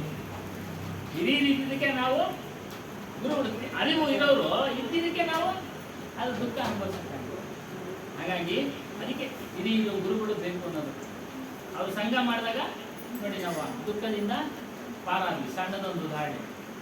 ಇನ್ನು ಗುರುಗಳು ಸಂಘ ಮಾಡಿದ್ರೆ ನಾವು ಹಲವಾರು ವರ್ಷಗಳಿಂದ ಅನುಭವಿಸ್ತಾ ಇದ್ದೀವಿ. ಮುಟ್ಟೋದು ಸಾಯೋದು ಹಲವಾರು ಯುಗಗಳಿಂದ ಅದನ್ನು ಬಿಡುಗಡೆ ಆಗ್ಬಿಡ್ತೀವಿ. ಅದಕ್ಕೆ ಸತ್ಸಂಗ ಅನ್ನೋದೊಂದು ಅವಕಾಶ. ಅಲ್ಲೇನು ಮಾಡಬೇಕು? ಪ್ರಾರ್ಥನೆ, ಭಜನೆ ಇವೆಲ್ಲ ಮಾಡ್ತಾ ಇರಿ. ನಿಮ್ಮ ಪ್ರಾರ್ಥನೆ, ನಿಮ್ಮ ಭಜನೆ ಖಂಡಿತ ನಿಮಗೆ ಫಲ ಕೊಡುತ್ತೆ. ಸತ್ಸಂಗದಿಂದ ಜಗತ್ತಿನ ಮಾಯೆ ನಿಸ್ಸಂಗ ಉಂಟಾಗುತ್ತೆ. ಜಗತ್ತು ಮಾಯೆ ಅನ್ನೋದು ಗೊತ್ತಾಗ್ಬಿಡುತ್ತೆ. ಅದರಿಂದ ದೂರ ಇರೋದಕ್ಕೆ ಪ್ರಯತ್ನ ಪಡ್ತೀವಿ, ಇಷ್ಟಪಡೋದಿಲ್ಲ, ಆಸಕ್ತಿ ಪಡೋದಿಲ್ಲ, ಅದ್ಮೇಲೆ ಅನೇಕ ಕನಸಿನ ಗೋಪುರಗಳನ್ನು ಕಟ್ಟೋದಿಲ್ಲ. ಅಲ್ಲಮ್ಮ, ಮಗನ ಮೇಲೆ ಅನೇಕ ಕನಸಿನ ಗೋಪುರ ಕಟ್ಬಿಡ್ತೀವಿ, ಮಗಳ ಮೇಲೆ ಅನೇಕ ಕನಸಿನ ಗೋಪುರ ಕಟ್ಬಿಡ್ತೀವಿ. ಬದಲಾವಣೆ ಆಗ್ಬಿಟ್ರೆ ಆ ಕನಸಿನ ಗೋಪುರ ಅಲ್ಲ ಹೋಗುತ್ತೆ. ಹಾಗಾಗಿ ಯಾವಾಗ ನೀವು ಸತ್ಸಂಗ ಮಾಡ್ತೀರಾ ಆ ಒಂದು ವಿಚಾರ ಗೊತ್ತಾಗುತ್ತೆ, ಇವೆಲ್ಲ ಶಾಶ್ವತ ಅಲ್ಲ ಅಂತ. ಹಾಗಾಗಿ ಪ್ರಪಂಚದ ವಸ್ತು ವ್ಯಕ್ತಿಗಳಲ್ಲಿ ನಿರ್ಮೋಹ ಉಂಟಾಗುತ್ತದೆ ಸತ್ಸಂಗದಿಂದ. ವಸ್ತುಗಳಲ್ಲಿ ನಿರ್ಮೋಹ, ವ್ಯಕ್ತಿಗಳಲ್ಲಿ ನಿರ್ಮೋಹ ಉಂಟಾಗುತ್ತೆ. ಈ ನಿರ್ಮೋಹದಿಂದ ಯಾವಾಗ ನಿರ್ಮೋಹ ನಿಮ್ಮಲ್ಲಿ ಉಂಟಾಗುತ್ತೋ ನಿಮಗೆ ಆಧ್ಯಾತ್ಮಿಕ ಜ್ಞಾನ, ಆತ್ಮಜ್ಞಾನದ ಅನುಭವ ಆಗ್ತಾ ಇದೆ. ಅದರಿಂದ ನೀವು ಇದನ್ನು ಮಾಡಿ, ಇದನ್ನು ಶಂಕರಾಚಾರ್ಯರು ಜೀವನ್ಮುಕ್ತಿ ಉಂಟಾಗುತ್ತೆ ಅಂದ್ರೆ ನೀವು ಜೀವಂತ ಇರುವಾಗಲೇ ಮುಕ್ತಿ ಸ್ಥಿತಿಯನ್ನು ಅನುಭವ ಮಾಡ್ತೀರಾ. ಅದನ್ನು ಮಾಡಿದಾಗೆ ಅದರ ಅನುಭವ ಗೊತ್ತಾಗುತ್ತೆ. ಹೂವಿಗೆ ಸಕ್ಕರೆ ಕೊಟ್ಬಿಟ್ಟು ತಿನ್ಬಿಟ್ಟು ಹೆಂಗೆ ಅಂತ ಹೇಳ್ತಾನ ನಾವು ಹೇಳ್ತಾ ಇದ್ದೀವಿ, ನೀವು ಕೇಳ್ತಾ ಇಲ್ಲ. ಅದು ಅನುಭವ ಆಗ್ಬೇಕಾದ್ರೆ ಈ ಮಾರ್ಗದಲ್ಲಿ ನಡೀತಾ ಇದ್ದೀವಿ. ಹೀಗೆ ಹೇಳ್ತಾ ಇದ್ದೀವಿ. ಇಲ್ಲೂ ಅಷ್ಟೇ ಹೇಳ್ತಾ ಇದ್ದಾರೆ, ಸಾಧನೆ ಈ ರೀತಿಯಾಗಿ ಮಾಡಬೇಕು, ನಿಶ್ಚಲವಾಗಿರ್ಬೇಕು. ಗುರುವಿನಲ್ಲಿ ಒಂದು ಹೇಳತಕ್ಕಂಥ ವಿಚಾರಗಳಲ್ಲಿ ಚಿಂತನೆ ಮಾಡಿ ನಿಶ್ಚಲ ಮಾಡಿ. ನಿಮಗೆ ವಿಚಾರ ಶಕ್ತಿ ಗೊತ್ತಿದೆ, ಇದು ಸುಳ್ಳು ಯಾವುದು, ಸತ್ಯ ಯಾವುದು, ಚಿಂತನೆ ಮಾಡಿ ಸತ್ಯವಾದದನ್ನ ತೆಗೆದುಕೊಳ್ಳಿ. ಯಾರು ಹೇಳಿದ್ರು ಸರಿ, ಪುರಾಣಿಕರು ಹೇಳಿ, ಒಂದು ಕತೆ ಹೇಳಿ, ಕಥೆನಲ್ಲಿ ಸತ್ಯವಾದ ವಿಚಾರ ಹೇಳಿ ತಗೊಳ್ಳಿ. ಎಲ್ಲೋ ಹೋಗ್ತೀರಾ, ಸ್ನೇಹಿತರ ಜೊತೆ ಕುಳಿತಿರ್ತೀರಾ, ಬಾಪ ಅವ್ನಿಗೆ ಹರಿಕತೆ ಕೇಳಕ್ಕೆ ಇಷ್ಟ, ಹೋಗಿ ಕೇಳ್ತಾ ಇರಿ. ಅಲ್ಲಿ ಬರ್ತಕ್ಕಂಥ ಸತ್ಯವಾದ ವಿಚಾರಗಳನ್ನು ತೆಗೆದುಕೊಳ್ಳಿ, ಕಾಲ್ಪನಿಕ ವಿಚಾರಗಳನ್ನು ತೆಗೆದಾಕ್ತಾ ಇದೆ. ಯಾವಾಗ ನೀವು ಸತ್ಯವಾದ ವಿಚಾರಗಳನ್ನು ತೆಗೆದುಕೊಳ್ತೀರೋ ನೀವು ಇನ್ನೂ ಒಂದು ಹೆಜ್ಜೆ ಮುಂದೆ ಹೋಗ್ತಾ ಇದ್ದೀರಿ ಆಧ್ಯಾತ್ಮಿಕ ಮಾರ್ಗದಲ್ಲಿ. ಅದನ್ನು ಪಾಲನೆ ಮಾಡ್ದಂಗೆ ಆಗ್ತಾ ಇರ್ತದೆ. ಹಾಗಾಗಿ ಇದೆಲ್ಲ ಮಾಡಿದ್ರೇ ನಮಗೆ ಮುಕ್ತಿ ಸ್ಥಿತಿ ಸಿಗೋದು. ಇದ್ರ ವಿಚಾರವಾಗಿ ಇಲ್ಲಿ ಒಂದು ಸಾಕ್ಷಿ ಕೂಡ ಹೇಳ್ತಾರೆ, ಮಲಿನತಾ ಸೆ ಮುಕ್ತ ಹೋನೆ ಸೆ ಮನುಷ್ಯ ಸಮರ್ಥ ಹೈ. ಇವಾಗೂ ಸಿಗ್ತಾ ಇದೆ ನಿಮ್ಮ ಪ್ರಶ್ನೆಗೆ ಉತ್ತರ. ಮನುಷ್ಯನೇ ಸಮರ್ಥನು ಮಲಿನತೆ ಎಲ್ಲ ದೂರ ಮಾಡ್ಕೊಳ್ಳೋದಕ್ಕೆ. ಬೇರೆ ಪ್ರಾಣಿಗಳ ಕಡೆ ಎಲ್ಲ ಆಗೋದಿಲ್ಲ, ಹಂದಿ ಎಲ್ಲೋ ಅದ್ದಾಡುತ್ತೆ. ಅದಕ್ಕೆ ಎಷ್ಟೇ ಸ್ನಾನ ಮಾಡಿಸಿ ನೀವು ಮಾಡಿದ್ರು ಕೂಡ ಕೊನೆಗೆ ಹೋಗಿ ಕೊಳಚೆ ನೀರಿನಲ್ಲೇ ಹೋಗ್ತಾರೆ. ಮನುಷ್ಯನ ತಿಳುವಳಿಕೆ ಕೊಟ್ಟರೆ ಅದು ಕೊಳಚೆ ನೀರು ಅಂತಂದ್ರೆ ಹೋಗೋದಿಲ್ಲ. ಅದೇ ಹೇಳ್ತಾರೆ, ಕಾಜರ್ ಕೇರಿ ಕೋಟರಿ ಬೂಡತ ಐ ಸಂಸಾರ ಬಲಿಹಾರಿ ತೇಹಿ ಪುರುಷ ಕಿ ಜೋ ಬೈಟಿ ಕೆ ನಿಕರ್ನ ಹಾರ. ಏನಿದ್ರು ವಾಕ್ಯ, ಜೀವನು ಅಂದ್ರೆ ಆತ್ಮನು ಶರೀರ ಧಾರಣೆ ಮಾಡಿದ್ದಾನೆ, जन्म लेता है, शरीर धारण करता है, जन्म लेता है और धीरे धीरे संसार के विषय विकार उसको लगाते जाते हैं. ಯಾವ ಮನುಷ್ಯ ಪ್ರಪಂಚದಲ್ಲಿ ಜನ್ಮ ತಾಳಿದ ಮೇಲೆ ಹಂತವಾಗಿ ಧೀರೆ ಅಂದ್ರೆ ಸ್ವಲ್ಪವಾಗಿ ಅವನು ಈ ಜಗತ್ತಿನಲ್ಲಿರ್ತಕ್ಕಂಥ ವಿಷಯ ವಿಕಾರಗಳಿಗೆ ಸೇರ್ಕೊಂಡ್ಬಿಡ್ತಾನೆ. ಜಗತ್ತಿನಲ್ಲಿರ್ತಕ್ಕಂಥ ವಿಷಯ ವಿಕಾರಗಳಿಗೆ ಅದು ಸರ್ವೇ ಸಾಮಾನ್ಯ, ನ್ಯಾಚುರಲ್, ಸ್ವಾಭಾವಿಕ ಅದೆಲ್ಲ ಹಂಚ್ಕೊಳ್ಳೋದು. ಊಟ ಮಾಡೋದನ್ನು ಸ್ವಾಭಾವಿಕ, ಹಸಿವು ಸ್ವಾಭಾವಿಕ, ರುಚಿಯಾಗಿ ಊಟ ಮಾಡೋದು ಸ್ವಾಭಾವಿಕ. ಅದಕ್ಕೆ ಹೇಳಿದ್ರು ಸ್ವಾಭಾವಿಕವಾಗಿ ಇವೆಲ್ಲ ಅಂಟಿಕೊಂಡ್ಬಿಡ್ತವೆ. ಅದ್ರ ಜೊತೆಯಲ್ಲಿ ಎಲ್ಲ ಆಸೆಗಳು, ಕಲ್ಪನೆಗಳು, ಆಸಕ್ತಿಗಳು ಎಲ್ಲ ಸ್ವಾಭಾವಿಕವಾಗಿ ಅಂಟಿಕೊಂಡ್ಬಿಡ್ತವೆ. दिन जितने बीतते हैं वह निरंतर माया में डूबता है. ಸ್ವಾಭಾವಿಕ ಅಂತೇಳಿ ಅದರಲ್ಲೇ ಮುಳುಗೋಗ್ತಾ ಇದ್ದಾನೆ ಮನುಷ್ಯ, ಅದರಲ್ಲೇ ಮುಳುಗೋಗ್ತಾ ಇದ್ದಾನೆ. बालक, किशोर, जवान, अधेड़ तथा वृद्ध जो भी विषय मिलते हैं वह प्राय दुर्व्यसन, विषय वासना एवं मोह के पाठ पढ़ाते हैं. ಪ್ರಪಂಚದಲ್ಲಿ ನೀತಿ ವಿಚಾರ ಹೇಳ್ತಕ್ಕಂಥದ್ದು ಕಡಿಮೆ ಆಗಿದೆ. ಇದನ್ನು ಆಗಲೇ ಹೇಳಿದ್ವಿ. ಇವೆಲ್ಲಿಂದ ಎಲ್ಲಿ ಹೋಗಲಿ? ಪ್ರಾಪಂಚಿಕ ವಿಷಯಗಳ ವಿಚಾರಗಳನ್ನೇ ಹೇಳೋದು ಅಲ್ಲದ? ತಂದೆನೂ ಸಹ ಹೇಳೋದು, ಗೊತ್ತಿರಲ್ಲ ಅದನ್ನೇ ಹೇಳ್ತಾರೆ, ಗೊತ್ತಿರಲ್ಲ ಅದೇ ಹೇಳ್ತಾರೆ. ಅದಕ್ಕೆ ಸರ್ವಜ್ಞನು ಹೇಳಿದ್ರು, ತಂದೆ ಹೇಳುವನು ಬಹುಬುದ್ಧಿಯ, ತಂದೆ ಹೇಳುವನು ಬಹುಬುದ್ಧಿಯ, ಬಂಧನವ ಬಿಡಿಸಲು ಅರಿಯನವನು, ಬಂಧನವ ಬಿಡಿಸಲು ಅರಿಯನು. ಹೇಳೋದು ಒಳ್ಳೆ ಬುದ್ಧಿ ಹೇಳ್ತಾನೆ, ತಿಳುವಳಿಕೆ ಹೇಳ್ತಾನೆ, ಆದರೆ ಬಂಧನ ಬಿಡಿಸಕ್ಕೆ ಅವ್ರಿಗೆ ಆಗೋದಿಲ್ಲ, ಅವ್ರಿಗೆ ಗೊತ್ತಿಲ್ಲ. ಗೊತ್ತಿದ್ರೆ ಅದು ಹೇಳ್ತಾನೆ, ಗೊತ್ತಿರೋದಿಲ್ಲ. ಎಷ್ಟು ಜನ ತಂದೆಯರಿಗೆ ವಿಚಾರ ಗೊತ್ತು, ಆಧ್ಯಾತ್ಮಿಕ ವಿಚಾರ ಇಲ್ಲ, ಗೊತ್ತಿಲ್ಲ. ಅದಕ್ಕೆ ಅವ್ರು ಹೇಳ್ತಾರೆ, ಅದಕ್ಕೆ ಗುರುವನ್ನು ಮಾಡಿ ಅಂತ ಸರ್ವಜ್ಞನ ಹೇಳೋದು. ಯಾರು ಆತ್ಮಜ್ಞಾನದ ವಿಚಾರ ತಿಳಿದ್ರೆ ಅವ್ರನ್ನ ಮಾಡಿ, ಅವ ನಿಮಗೆ ಬಂಧನ ಬಿಡಿಸ್ತಾರೆ. ಅದನ್ನೇ ಶಂಕರಾಚಾರ್ಯ. ಯಾರು ಆತ್ಮಜ್ಞಾನ ತಿಳಿದ್ರೆ ಅವ್ರ ಹತ್ರ ಹೋಗಿ ನೀವು ಸಮರ್ಪಣೆ ಮಾಡ್ಕೊಳ್ಳಿ, ಸಮರ್ಪಣೆ ಮಾಡ್ಕೊಳ್ಳಿ. ಪ್ರಪಂಚ ಎಲ್ಲ ಬೇರೆನೆ ತುಂಬಿರೋದು. ಒಬ್ಬ ಸ್ನೇಹಿತನ ಸಹವಾಸ ಮಾಡಿದ್ರೆ ಅವನೇನು ಯಾವ ಮಾರ್ಗದಲ್ಲಿ ಹೋಗ್ತಾ ಇರ್ತಾನೆ ಆ ಮಾರ್ಗಕ್ಕೆ ನಮ್ಮನ್ನು ಕರ್ಕೊಂಡು ಹೋಗ್ತಾರೆ. ಚೆನ್ನಾಗಿತ್ತು ಬಾರೋ, ಚೆನ್ನಾಗಿತ್ತು ಬಾರೋ ಅಲ್ವ? ಹಾಗಾಗಿ ಅದನ್ನೇ ಹೇಳ್ತಾರೆ.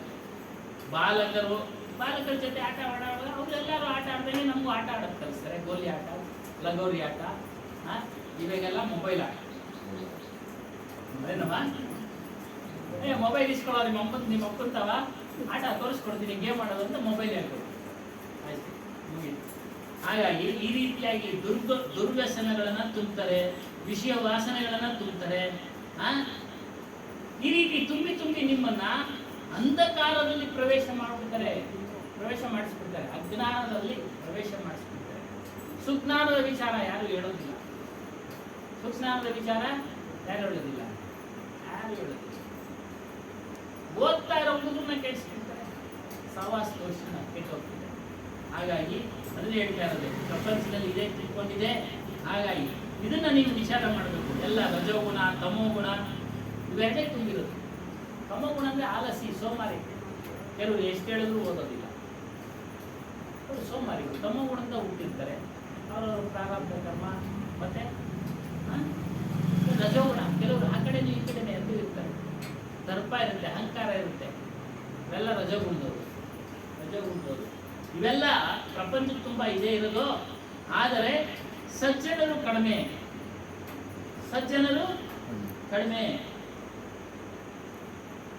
ಸಜ್ಜನ ಅನ್ನೋದಕ್ಕೆ ಸರಿ ಹೇಳಿದ್ವಿ ನಾವು. ಆದರೆ ಯಾರು ಸಜ್ಜನರು? ಒಳ್ಳೆ ನೀತಿ ಹೇಳೋರು ಸಜ್ಜನೆ, ಒಳ್ಳೆ ಮಾತುಗಳನ್ನು ಹೇಳೋರು ಸಜ್ಜನರೇ. ಆದರೆ ನಮ್ಮಲ್ಲಿರ್ತಕ್ಕಂಥ ಜ್ಞಾನೇಂದ್ರಿಯಗಳನ್ನ, ಕರ್ಮೇಂದ್ರಿಯಗಳನ್ನ, ಜ್ಞಾನೇಂದ್ರಿಯಗಳ ಇದು ಕಣ್ಣು, ಕಿವಿ, ಮೂಗು, ನಾಲಿಗೆ, ಚರ್ಮ, ಜ್ಞಾನೇಂದ್ರಿಯಗಳು, ಕರ್ಮೇಂದ್ರಿಯಗಳು, ಕೈ, ಕಾಲು, ಉಪಸ್ಥ, ಕುದ, ಬಾಯಿ ಅಲ್ಲ. ಈ 10 ಇಂದ್ರಿಯಗಳಲ್ಲಿ ಪ್ರಮುಖವಾದ ಇಂದ್ರಿಯಗಳನ್ನ ಯಾರು ಜಯಿಸಿರ್ತಾರೋ ಅವರು ಸಜ್ಜನರು. ಕೈವಾರ್ತಾತನವರು ಮತ್ತೆ ಹೇಳಿದ್ರು ಏನು? ಕಣ್ಣಿಗೆ ಅನೇಕ ದೃಶ್ಯಗಳು ಬೀಳ್ತವೆ. ಜ್ಞಾನಿಗೂ ಬೀಳ್ತೈತೆ, ಬೀಳಬಾರದು ದೃಶ್ಯಗಳು, ಅಜ್ಞಾನಿಗೂ ಬೀಳುತ್ತೆ. ಆದರೆ ಜ್ಞಾನಿ ಎಚ್ಚೆತ್ಕೊಂಡು ಸರಿಯಾದ ಮಾರ್ಗದಲ್ಲಿ ನಡೀತಾನೆ, ವಿಕಾರಗೊಳ್ಳೋದಿಲ್ಲ, ಅದ್ರ ಹಿಂದೆ ಹೋಗೋದಿಲ್ಲ, ನನ್ನ ಮನಸ್ಸನ್ನು ಅದ್ರ ಕಡೆ ಬಿಡೋದಿಲ್ಲ. ಅಕಸ್ಮಾತಾಗಿ ಬೀಳ್ತವೆ ದೃಶ್ಯಗಳು, ಏನು ಮಾಡ್ತಾರೆ? ಪ್ರಪಂಚದಲ್ಲಿ ಹೋಗ್ತಾ ಇರ್ತೀವಿ, ನಡೀತಾ ಇರ್ತೀವಿ, ಬಸ್ನಲ್ಲಿ ಹೋಗ್ತೀವಿ, ರೈಲಲ್ಲಿ ಹೋಗ್ತೀವಿ. ಹಾಗಾಗಿ ವಿಕಾರಗೊಳ್ಳಬಾರದು. ನಮ್ಮಪ್ಪ ಹೇಳೋರು, ಸದ್ಗುರು ಮಾಡೋದು, ದೃಷ್ಟಿಯಲ್ಲೇ ದೋಷ ಇದೆ, ದೃಷ್ಟಿಯಲ್ಲಿ ದೋಷ ಇದೆ. ಅದಕ್ಕೆ ದೃಷ್ಟಿ ನಿಮ್ಮನ್ನ, ಆ ದೃಷ್ಟಿ ಬಿದ್ದಾಗ ಅದನ್ನು ಸರಿಪಡಿಸ್ಕೊಳ್ಬೇಕು, ಮುಂದೆ ಹೋಗ್ಬೇಕು. ಇದೇ ರೀತಿಯಾಗಿ ಸಜ್ಜನರನ್ನ ಯಾರು ಸಹವಾಸ ಮಾಡ್ತಾರೋ ಅವ್ರು ಒಳ್ಳೆ ಆಚರಣೆ ಹೇಳ್ಕೊಡ್ತಾರೆ. गलत लड़कों की संगत में पढ़कर कितने सज्जन लड़के खराब आचरण हो जाते हैं. ನೋಡಿ, ಕೆಟ್ಟ ಹುಡುಗರ ಜೊತೆ ಒಳ್ಳೆ ಹುಡುಗ ಸೇರಿದ್ರೆ ಅವನು ಕೂಡ ಕೆಟ್ಟವನಾಗ್ತಾನೆ, जीव के साथ में अनादि अत्यस्त विषयों की वासनाएं व संस्कार है. ನಮ್ಮ ಸಂಸ್ಕಾರಗಳು, ನಮ್ಮ ಕರ್ಮಾನುಸಾರ ಅನಾದಿ ಕಾಲದಿಂದ ಕೆಲವು ಅಭ್ಯಾಸಗಳು, ಗುಣ ಸುಟ್ಟು ಹೋಗಲ್ಲ ಅಂತ ಗಾದೆ. ನಮ್ಮ ನಮ್ಮ ಸಂಸ್ಕಾರದ ಫಲಕ್ಕೆ ಅನುಗುಣವಾಗಿ ಕೆಲವೊಂದು ಉತ್ತರೆ ಗುಣಗಳು ಬಂದ್ಬಿಡ್ತವೆ, ಸ್ವಭಾವಗಳು ಬಂದ್ಬಿಡ್ತವೆ. ಬದಲಾವಣೆ ಮಾಡ್ಕೊಳ್ಬೇಕು, ಪ್ರಯತ್ನ ಮಾಡ್ಬೇಕಷ್ಟೆ, ಪ್ರಯತ್ನ ಮಾಡ್ಕೊಳ್ಬೇಕು. ನಾನು ಇರೋದೇ ಇಲ್ಲಿ ಅಂತಂದ್ರೆ ಹಂಗೆ ಇರ್ತೀಯ ಅಷ್ಟೇ. ಸತ್ಸಂಗಕ್ಕೆ ಬರಬೇಕು, ಬದಲಾವಣೆ ಮಾಡ್ಕೊಳ್ಬೇಕು. ಅದಕ್ಕೆ ಹೇಳಿ ಏನೋ ಸಿ ಅನ್ನೋ ವರ್ಡಲ್ಲಿ ಹೇಳ್ತಾರೆ, ಚೇಂಜ್, ಚಾಯ್ಸ್, ಚಾನ್ಸ್. ಚೇಂಜ್, ಬದಲಾವಣೆ ಮಾಡ್ಕೊಳ್ಳೋದು.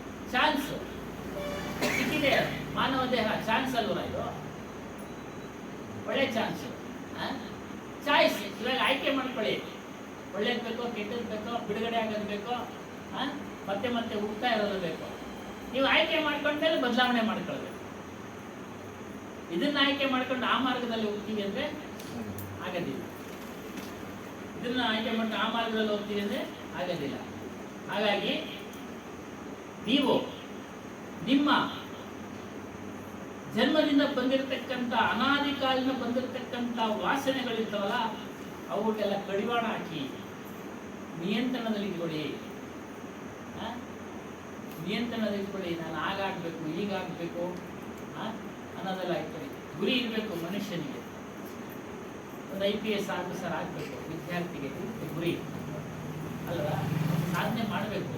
ಯಾಕಂದರೆ ಜೀವನ ನಿರ್ವಹಣೆ ಬೇಕು, ಒಂದು ಸಮಾಜದಲ್ಲಿ ನನಗೆ ಹೆಸರು ಅನ್ನೋದು ಇರುತ್ತೆ, ಅವೆಲ್ಲ ಸರ್ವೇ ಸಾಮಾನ್ಯ. ಅದಕ್ಕಿಂತ ಹೆಚ್ಚಾಗಿ ನಾವು ಅಪೇಕ್ಷೆ ಮಾಡಿದ್ರೆ ಸಿಗೋದಿಲ್ಲ. ಅಪೇಕ್ಷೆ ಮಾಡಿದ್ರೆ ಸಿಗೋದಿಲ್ಲ. ಅದು ಅವನು ಪ್ರಾರಬ್ಧ ಕರ್ಮದಲ್ಲಿ ಇದ್ರೆ ಅವನು IAS, IPS, ಮತ್ತೊಂದು ಡಾಕ್ಟ್ರು, ಇಂಜಿನಿಯರು. ನೀನೇನು ಕೇಳ್ಕೊಂಡೇ ಬಂದಿಲ್ಲ, ನನಗೆ ಅನ್ಬೇಕು ಅಂದರೆ ಬಾರದು ಒಪ್ಪೋದು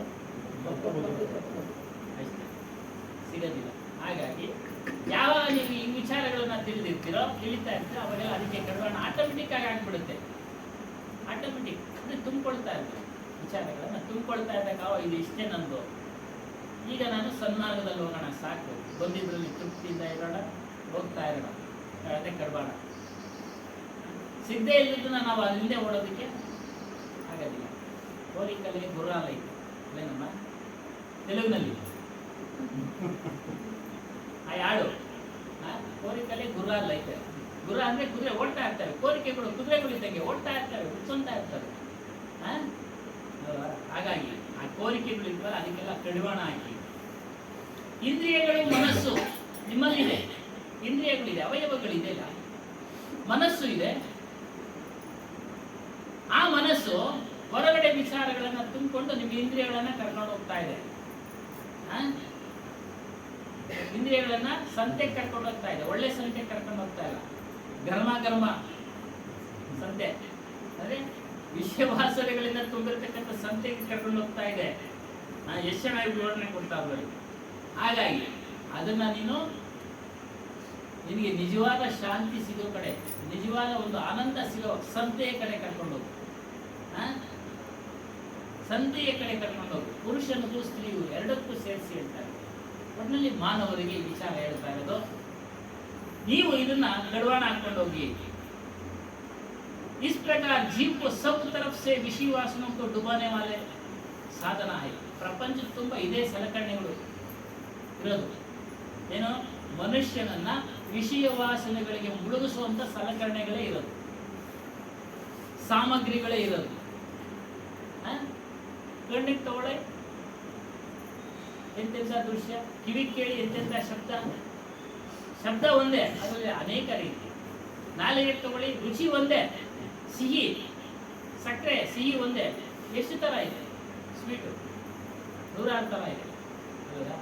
ಹಾಗಾಗಿ ಈ ರೀತಿ ವಿಷಯ ವಾಸನೆಗಳಲ್ಲಿ ಕರ್ಕೊಂಡು ಹೋಗುತ್ತೆ. ಇವೆಲ್ಲ ಸಾಧನಗಳಾಗಿದ್ದಾವೆ, ಸಾಮಗ್ರಿಗಳಾಗಿದ್ದಾವೆ. ಆ ಸಾಮಗ್ರಿಗಳನ್ನ ನಮ್ಗೆ ಎಷ್ಟು ಅವಶ್ಯಕತೆ ಬೇಕೋ ಅಷ್ಟು ಕಲಿಸ್ಕೊಡ್ಬೇಕು. ಸಾಮಗ್ರಿಗಳು ಬೇಕು ನಮಗೆ ಜೀವನ ಮಾಡೋದಕ್ಕೆ. ಹೊಟ್ಟೆ ಕೇಳುತ್ತೆ, ದಿನ 3 ಹೊತ್ತು ಊಟ ಕೇಳುತ್ತೆ. 3 ಹೊತ್ತು ಸಪ್ಪೆ ಸಾರೆ ತಿಂತೀರಾ? ಆಗೋದಿಲ್ಲ. ಸ್ವಲ್ಪ ಉಪ್ಪು ಹುಳಿಯನ್ನು ಸೇರಿಸಿ ಅಷ್ಟೇ, ಅವಶ್ಯಕತೆ ತಕ್ಕಂತೆ. ಜಾಸ್ತಿ ತಿಂದರೆ ಆರೋಗ್ಯನೂ ಕೆಡುತ್ತೆ, ಮಾನಸಿಕ ಆರೋಗ್ಯನೂ ಕೆಡುತ್ತೆ. ಮಾನಸಿಕ ಆರೋಗ್ಯನೂ ಕೆಡುತ್ತೆ. ಅದೇ ರೀತಿಯಾಗಿ ವಸ್ತ್ರಗಳು ಸಹ ಅಷ್ಟೇ.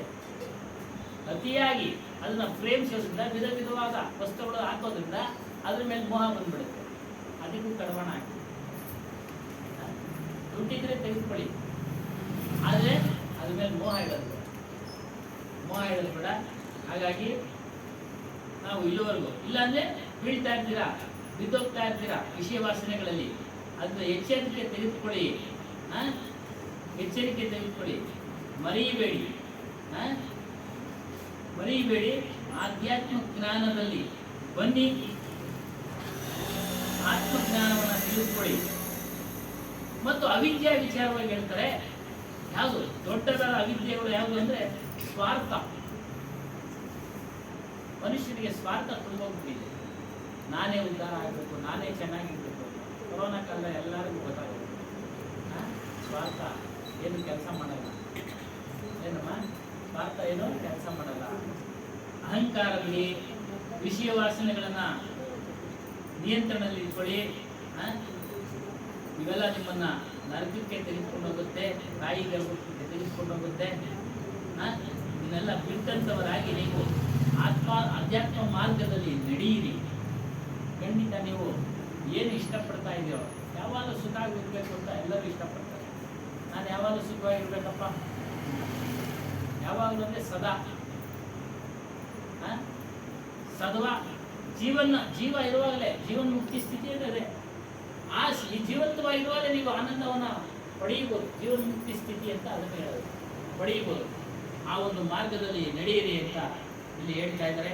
ಹಾಗಾಗಿ ಇಲ್ಲಿವರೆಗೂ ನಾವು ಇಷ್ಟನ್ನು ತಿಳಿಸ್ಕೊಂಡಿದ್ವಿ. ಮುಂದಕ್ಕೆ ನಾಗರಾಜ್ ಏನಾದ್ರು ಒಂದೆರಡು ಮಾತಾಡೋಕ್ಕೆ ಅವಕಾಶ.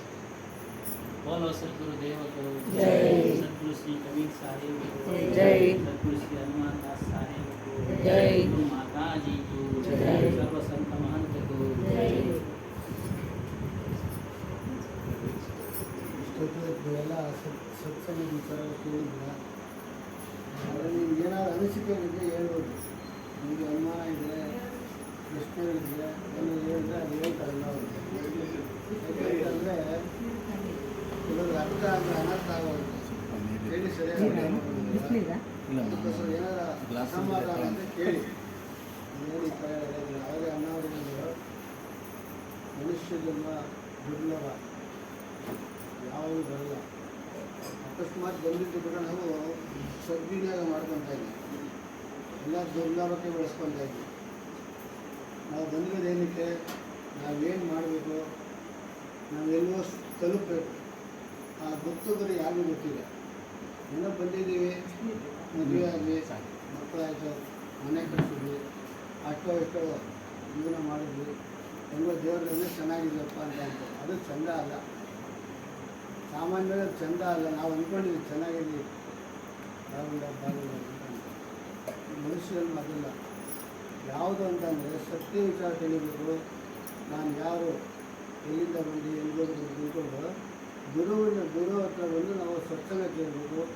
ಗುರು ತಿಳಿಸಿದ್ರೆ ದಾರಿ ನಾವು ನಡೀಬೇಕು. ನಮಗೆ ಬೋಧನೆ ಮಾಡ್ತಕ್ಕಂಥವ್ರು ಯಾರಿಲ್ಲ, ತಂದೆ ತಾಯಿಗಳಿಲ್ಲ, ಸರಿಯಾದ ಮಾಸ್ಟ್ರು, ಸ್ಕೂಲ್ ಮಾಸ್ಟ್ರು ಅವ್ರು ಪಾಠ ಹೇಳ್ತಾರೆ ಅಷ್ಟೇ. ಜ್ಞಾನ ಮಾಡೋ ಕೆಲಸ ಸದ್ಗುರುಗಳು ಮಾಡ್ತಾರೆ. ಸದ್ಗುರುಗಳು ಇವಾಗ ನೋಡಿ, ಹೋದ ವಾರದಲ್ಲಿ ಒಂದು ಇಲ್ಲಿ ಬಂದಿರೋ ಗುರುಗಳು, ಅವರು ಸುಮಾರು ಎಷ್ಟಾದ್ರು 2,000 ಕಿಲೋಮೀಟ್ರಿಂದ ಇಲ್ಲಿ ಬಂದಿದ್ದಾರೆ.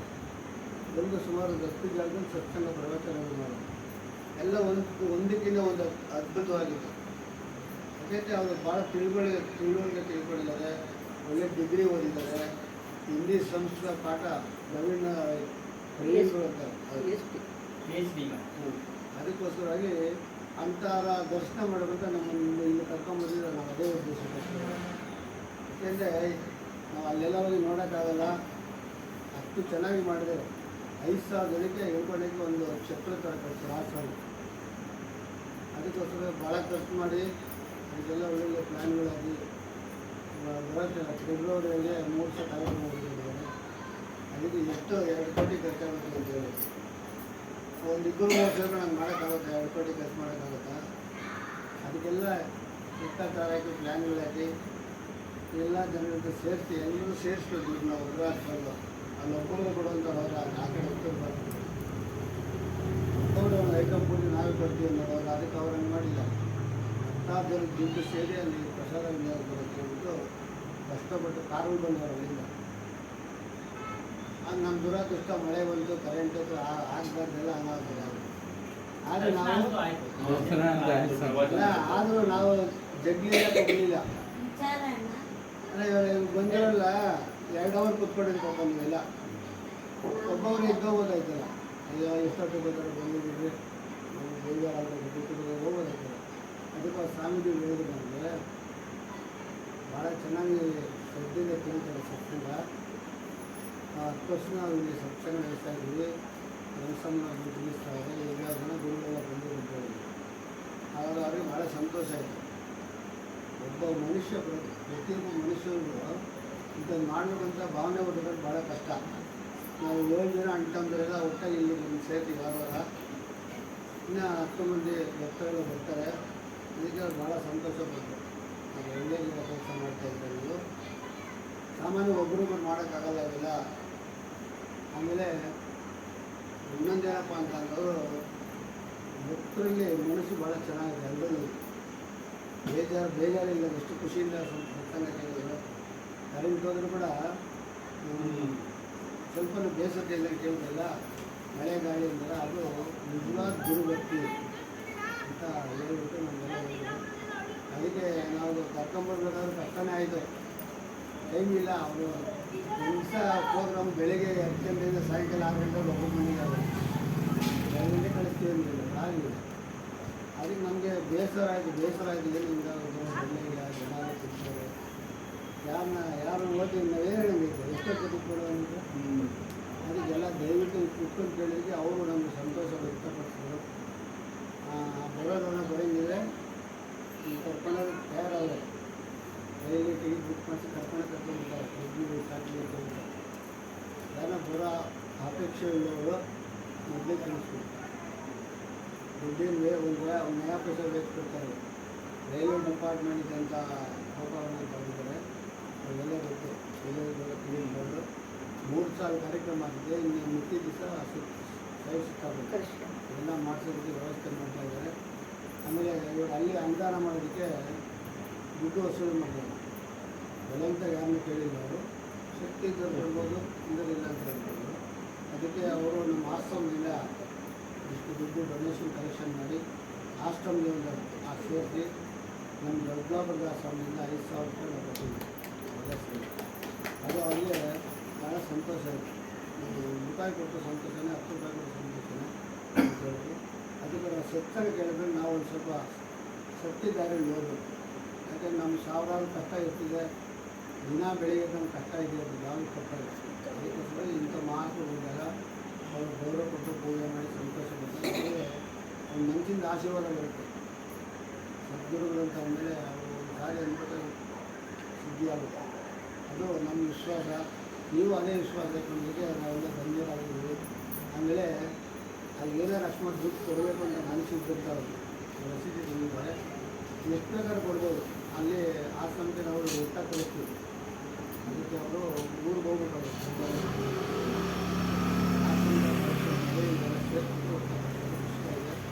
ಯಾರು ಬೇಕಾದ್ರೂ ಕೊಡ್ಬೋದು.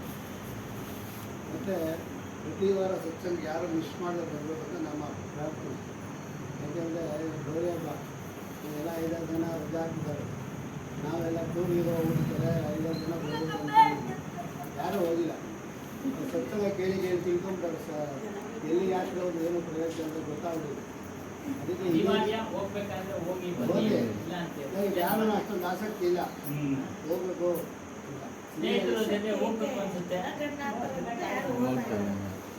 ಗೌರಿಯ ಬಗ್ಗೆ ಸಾಮಾನ್ಯವಾಗಿ ನಾವು ಬರಬೇಡಿ ರಜಾ ಹಾಕ್ಬಿಟ್ರು ಅಂತ ಹೇಳೋರು.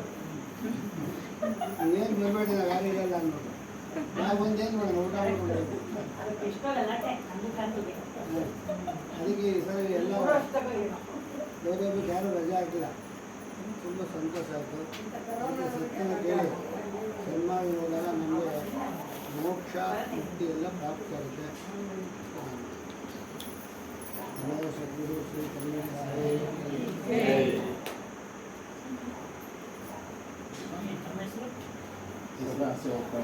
ಸದಾಶಿವಪ್ಪ ಡಿ.